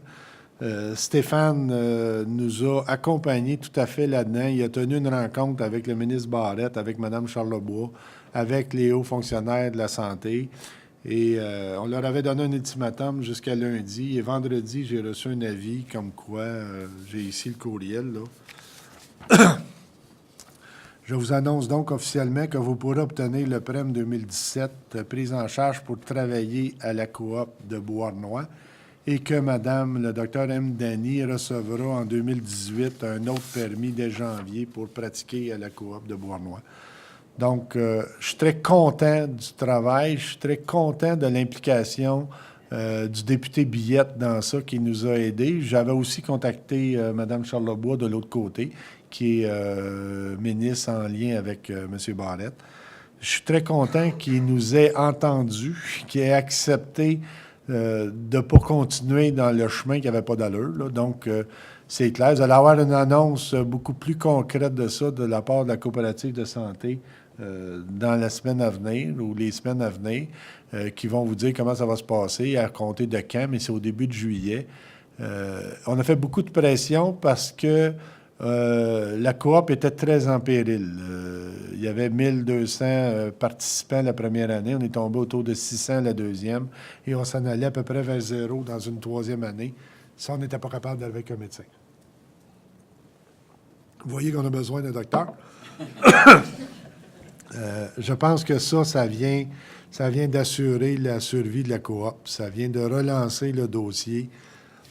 Et ça va faire en sorte que on va avoir tout à fait une coopérative de santé. On va recommencer à avoir des services de santé auxquels on est en droit de compter à Beauharnois.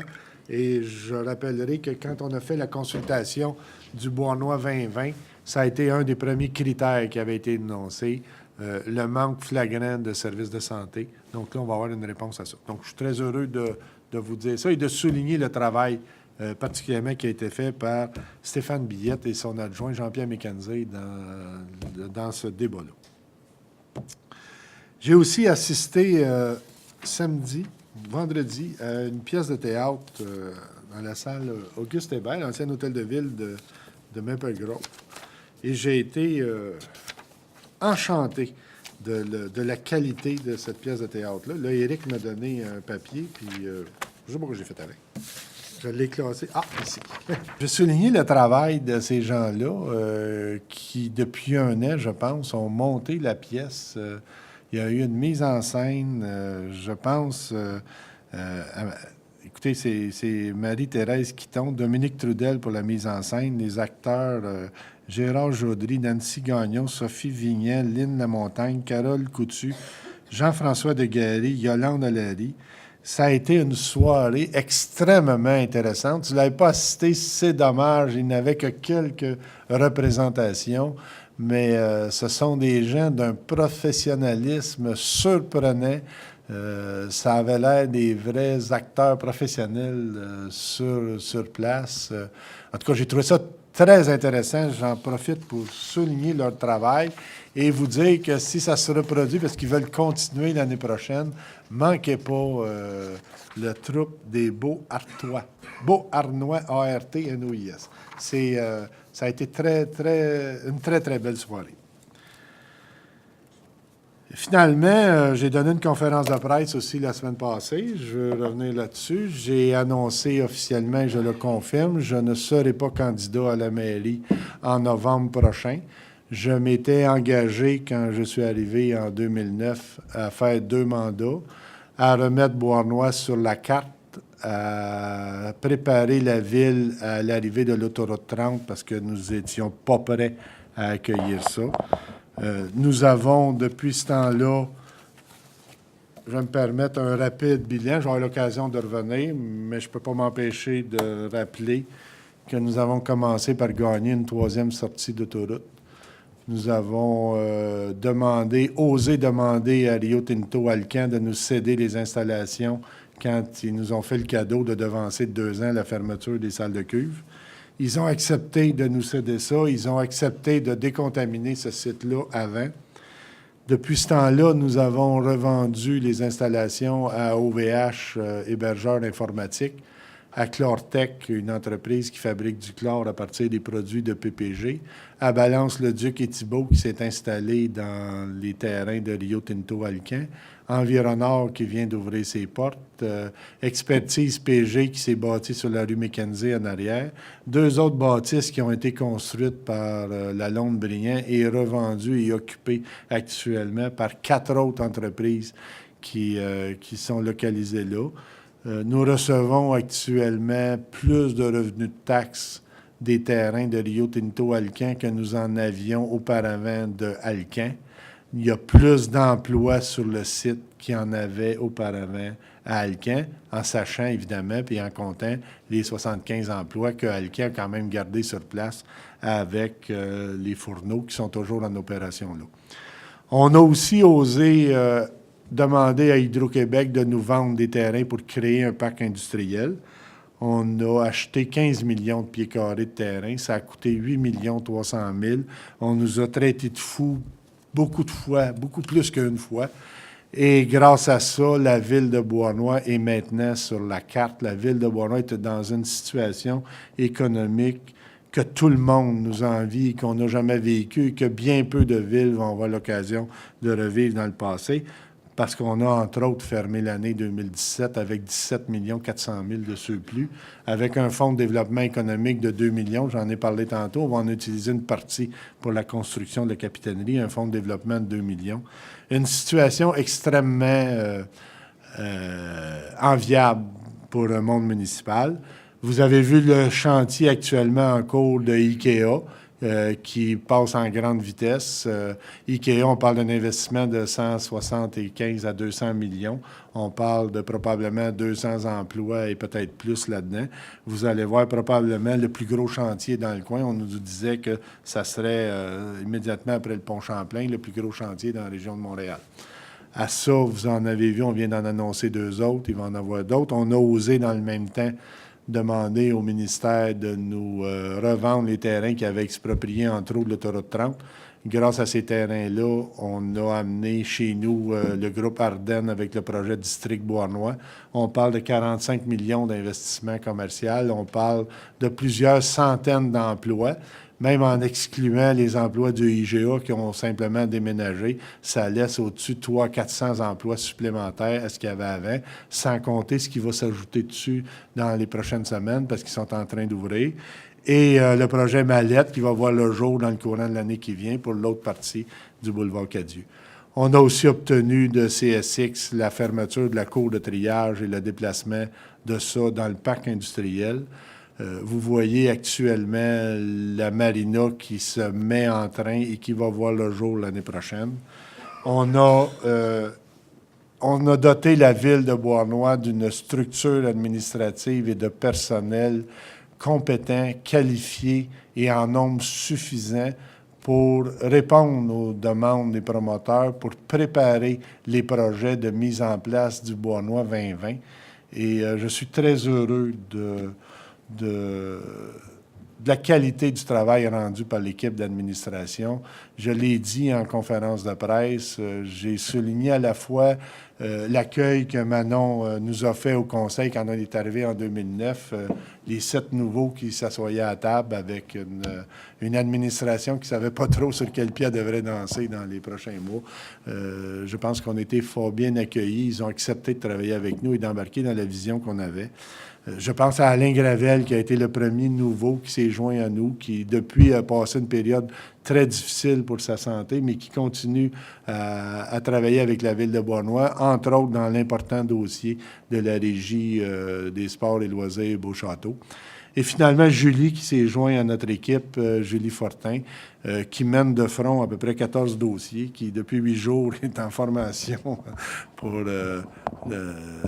des qualifications pour qu'on puisse gérer nos propres contrats.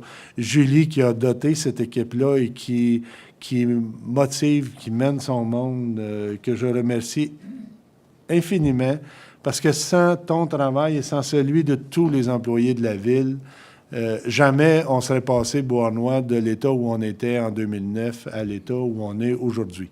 On a beau avoir une vision, avoir la volonté, puis vouloir pousser dessus. S'il n'y a pas de moteur sur qui pousser, ça avance pas bien loin, puis ça va pas bien vite. Grâce à vous autres, maintenant, il faut plus essayer de vous retenir que de vous pousser, et ça, c'est extraordinaire. Moi, j'ai vécu dans les 8 dernières années une période extraordinaire de ma vie. Moi, j'ai géré pendant 30 ans la décroissance, la compression, les fermetures en éducation. J'ai tiré le diable par la queue autant comme autant pour garder les écoles ouvertes puis garder le monde en place en faisant toutes sortes d'exercices. Depuis 8 ans, je vis la croissance économique. C'est fantastique. Je l'ai dit et je le répète et je vous le dis, si quelqu'un pense à faire de la politique un jour, Beauharnois 2017, c'est la place et le temps idéal. Jamais vous ne trouverez un milieu aussi accueillant, emballant, dynamique. Vous pouvez, et c'est très rare pour une ville, vous pouvez penser à ce que vous voulez comme projet pour les 10 prochaines années. Si c'est partagé par le monde, je peux vous assurer que vous avez les ressources en main pour faire tout ce que vous pouvez penser. Dans quelques semaines, je vais déposer un document qui nous a été préparé par la direction générale, qui intègre dans les 5 prochaines années, en incluant le développement du champ Perra, en incluant la marina, en incluant l'expansion du parc industriel, puis un investissement de 40 millions là, on va se retrouver avec un règlement d'emprunt presque inexistant, pour ne pas dire totalement, qu'on va pouvoir rembourser en très grande partie, avec 65 millions d'actifs au moins, avec un coût sous-évalué à l'heure actuelle. On est dans une situation fantastique à Beauharnois. J'ai beaucoup apprécié ces 8 années-là. Je m'étais engagé à faire 2 mandats et à m'en retourner. Là, ma conjointe crie au secours, elle m'appelle de revenir à la maison, ce que je vais faire, et je vais continuer à m'occuper en d'autres choses. Mais je vous invite, vous, les citoyens, à être très exigeants par rapport à ceux qui vont prendre la relève et qui vont se présenter.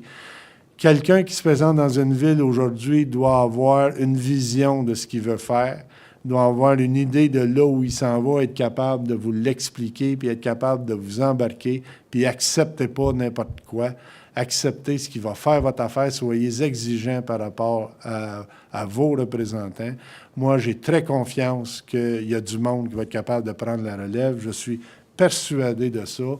Et si je l'annonce aujourd'hui, c'est que je veux m'assurer que du monde vont se retrousser les manches, puis ils vont prendre le temps de s'organiser et de s'impliquer, et ils vont être là pour l'élection.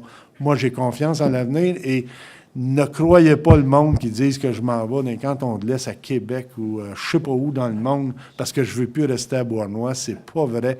Je vais être un résident de la Rue du Nez encore pour de nombreuses années, et à Beauharnois, assurément. Moi, je suis fier de ma ville. Je suis fier de ce que j'ai fait pendant 8 ans.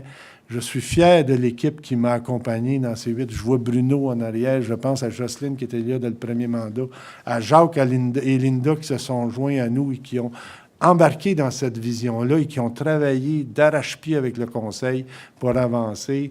Gaétan, Michel, Guillaume et Patrick, sans vous, ça ne se serait jamais fait. Grâce à vous, on est rendu où on est là et on va partir sur un élan. On ne sera plus arrêtable et on va être la ville enviée dans toute la région de Montréal. Ne croyez pas que c'est fini. Par contre, j'ai énormément de dossiers à régler. Je vous ai parlé, on a lancé à Marina aujourd'hui.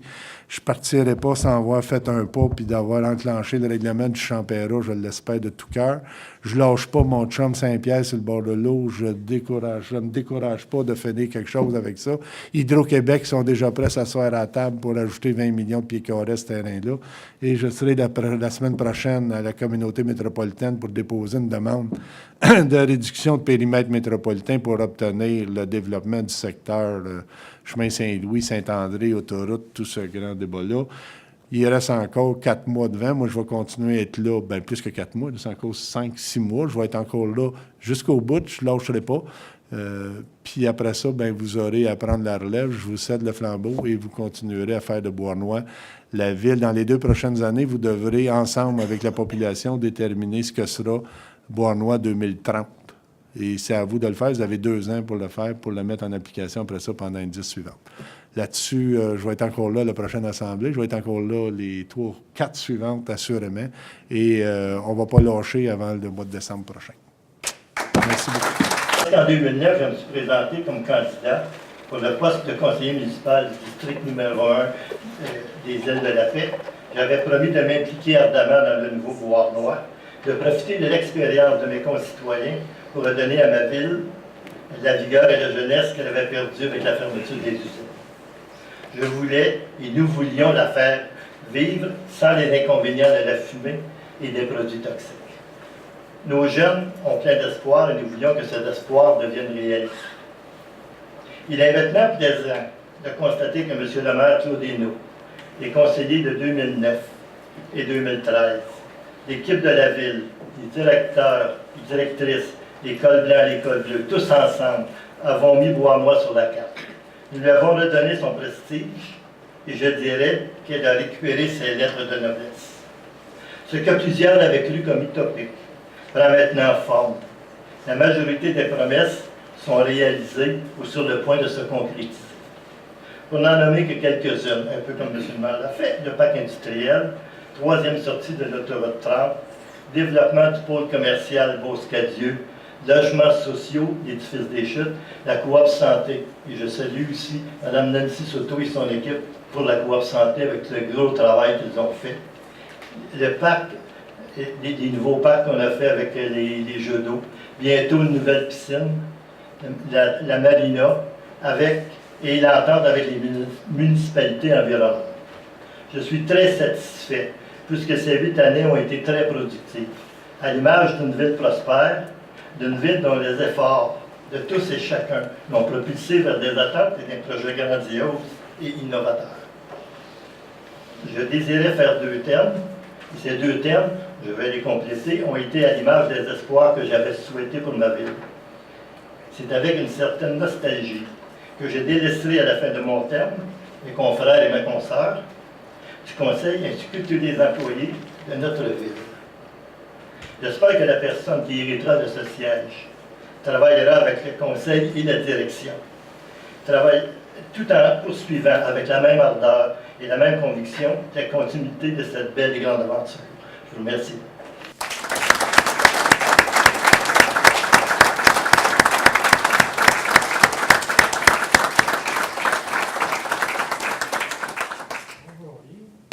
C'est pas nécessaire de broyer, on n'a pas fini encore. On commence à broyer aujourd'hui, on manquait de Kleenex avant le mois de septembre, Michel. Est-ce qu'il y a des questions du public? Oui, Mme Maquet. J'ai oublié une réalisation importante, la bibliothèque. Vous avez parfaitement raison. Je vais en faire une liste plus détaillée, mais c'est vrai. La bibliothèque, les tennis, le transport en commun, les jeux d'eau, les parcs, la liste, elle est très longue. Je vais vous sortir bientôt. On a investi 106 millions pendant ces 8 années-là en infrastructure, en plus de générer les surplus qu'on connaît là. Et il y a du pain sur la planche pour les 10 prochaines années, croyez-moi. La différence pour les 10 prochaines par rapport aux 10 dernières, c'est que là, les ressources sont déjà alignées et le personnel est là pour donner suite à ça. Donc, je prendrais des questions. Oui, moi, je s'il y peux en a. recevoir, le gouvernement vous informe, là, on n'en a pas Voilà, eu, vous on va informe. en revoir. Oui, vous allez en revoir. On est allé en soumission. Il devrait avoir une production pour le mois de juin. D'ici à fin juin, il va y avoir le prochain. Bon. Et puis maintenant, moi, je demeure dans l'ouest. Le panneau, là, pour les annonces, si jamais éclairé, nous, est-ce que ça va éclairer un jour? On prend note. Il est supposé d'éclairer. OK. Avant de finir le mandat, il va éclairer le panneau, je vous le jure. S'il faut, je vais aller allumer le lampion moi-même. Pas d'autres questions? Oui? Question à propos d'une nouvelle loi qui est sortie dernièrement pour le ramassage des branches dans toute la ville de Bournemouth. Oui. Nous, ils n'ont pas ramassé les branches chez nous parce que la nouvelle loi, c'est des diamètres d'1 pouce pour tous les petits tas, tout bien gérés sur des terrains pour le ramassage pour la ville. Puis avant, je pense que la loi, c'était des diamètres de 4 pouces qui étaient à Bournemouth, comme la majorité des villes alentours. Puis je voulais savoir pourquoi que ça avait changé pour... Écoute, il n'y avait pas de réglementation avant. On ramassait les branches. On a calqué notre règlement sur celui de la ville de Salaberry de Valleyfield. Puis la raison première, c'est qu'on s'est retrouvé avec des abus. Parce qu'on s'est retrouvé avec des citoyens qui procédaient à des abattages d'arbres et on pouvait passer des demi-journées devant une maison à ramasser des branches parce qu'il y en empilait. J'ai vu une maison jusqu'à Corniche, toute la largeur du terrain. Il a fallu qu'on réglemente à quelque part. Je comprends tout à fait que... Mais c'est toujours de même un règlement. Il y a un abus, puis des fois, tu vas trop loin. Je ne sais pas exactement où on en est. Je vais demander qu'on revérifie de l'application de ça. Notre objectif, c'est pas d'arrêter d'en ramasser. Puis vous avez vu dans le règlement, ce qu'on dit aussi, c'est que c'est tant de temps qu'on passe devant une maison, passer ça, il y a une facture qui s'en va aux citoyens parce que les entrepreneurs sont supposés traiter eux-mêmes de branches. Mais je vais regarder si l'effet dans notre règlement, il y a... des fois, ça arrive qu'il y a des effets pervers. Parce que c'est sûr, un diamètre d'1 pouce, on s'entend que c'est des C'est restants pas de gros. branches qui traînent à terre. J'en ai Puis déjà acheté des alentour, plus gros que ça. c'est ça, tu sais. On sait que la machine, c'est une bonne grosse machine à Bournemouth. Puis toutes les villes alentours, c'est jusqu'à 4 pouces. 4 pouces de diamètre, 3 pouces de diamètre, jusqu'à 10 pieds de long les branches. Donc, ben, si c'est possible de revérifier ça. Je prends note de pense ça, que- puis on va le réexaminer, puis on va revenir s'il y a quelque chose Il y à en faire. a beaucoup qui seraient satisfaits dans la ville. OK. Merci. Puis vérifiez donc en même temps toutes les autres villes quand on va mener les branches. Il n'y a, pas de frais, puis il n'y a pas de ça quand on va les mener. Si vous ne faites pas cueillette parce que les états sont trop pesants pour les villes qui travaillent à la ville, on peut comprendre. Ça, je comprends ça comme c'est correct. Mais les autres villes, on a appelé, j'ai fait mes devoirs, moi. On a appelé à peu près 7 autres villes alentour, en voisinage, que ce soit Châteauguay, Valleyfield, Saint-Constant, Vaudreuil, Vaudreuil, Saint-Constant. Candiac. Quand tu vas les mener, il n'y a aucun problème. Ça ne défraie pas vos employés, ça ne défraie rien, mais on va les mener à l'éco-centre.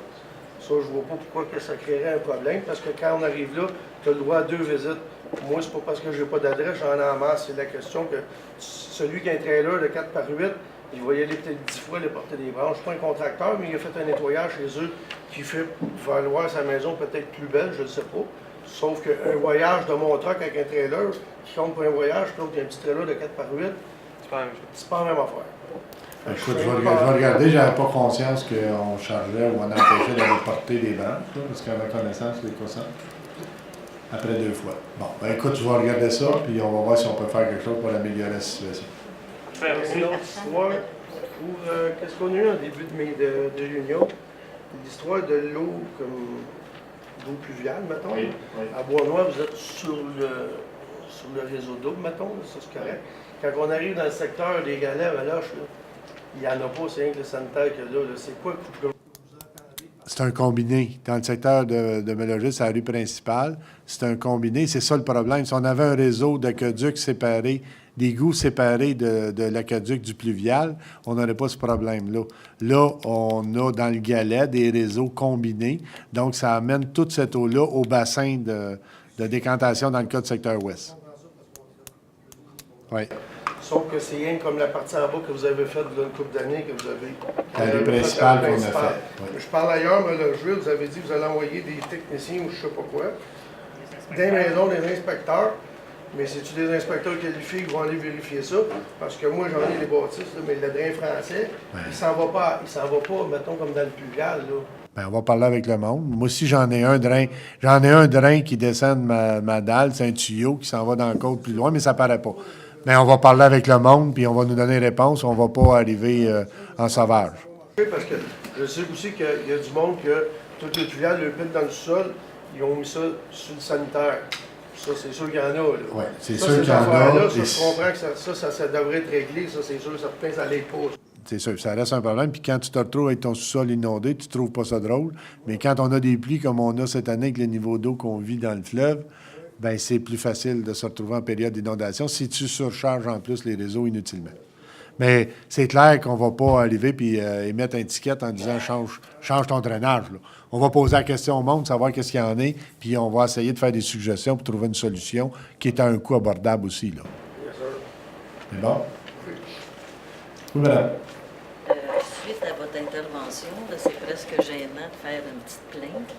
Là. C'est arrivé 2 fois depuis 8 ans. Gênez-vous pas.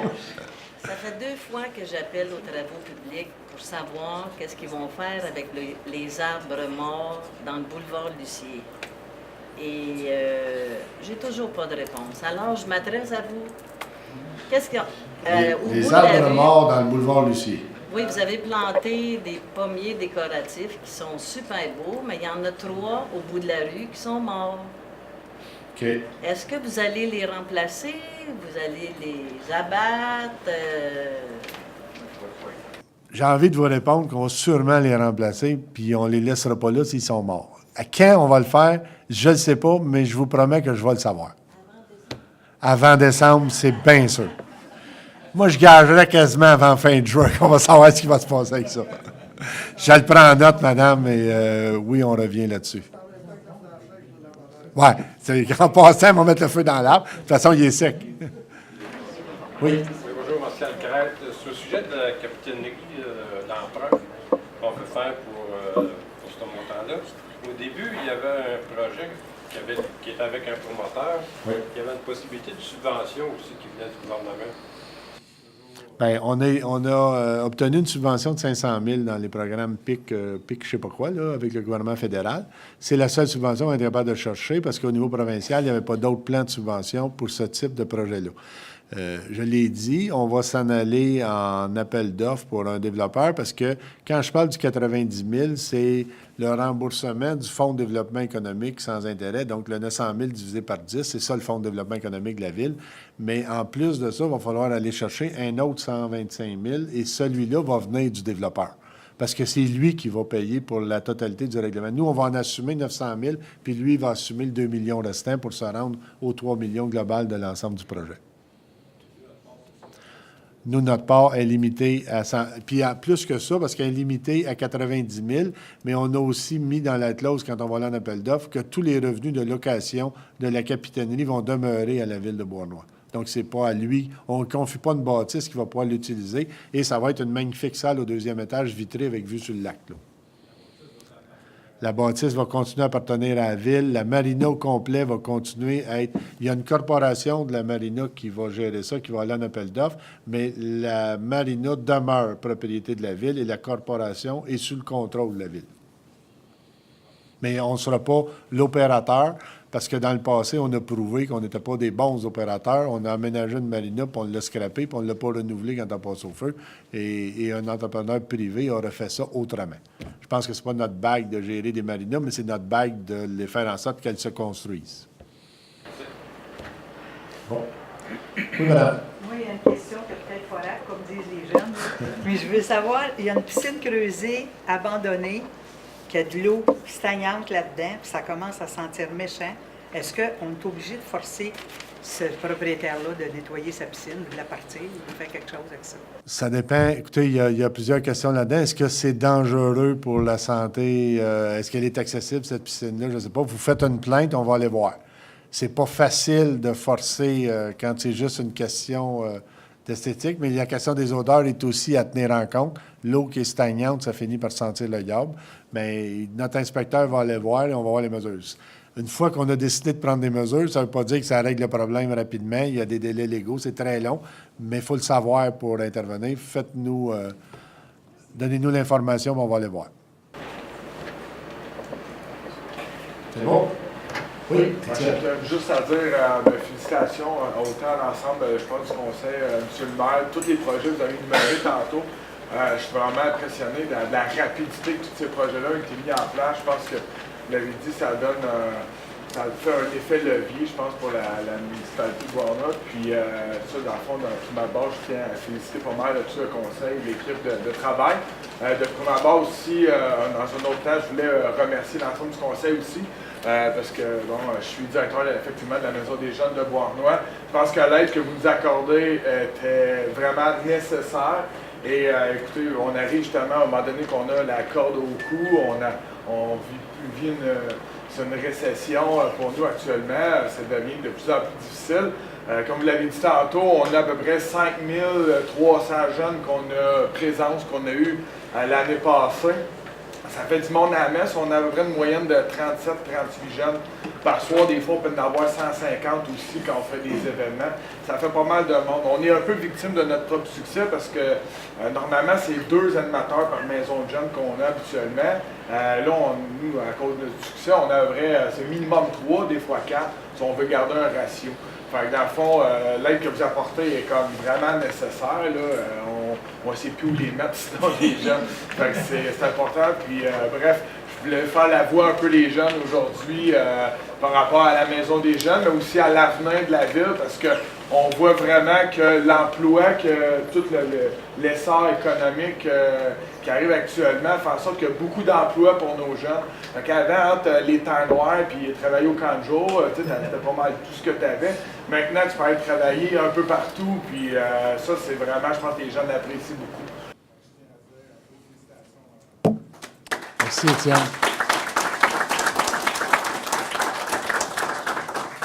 Alors là-dessus, c'est bonne parole. Je prends une proposition pour la levée de l'Assemblée. Guillaume et Linda. Merci beaucoup et on se donne rendez-vous pour le mois de juillet.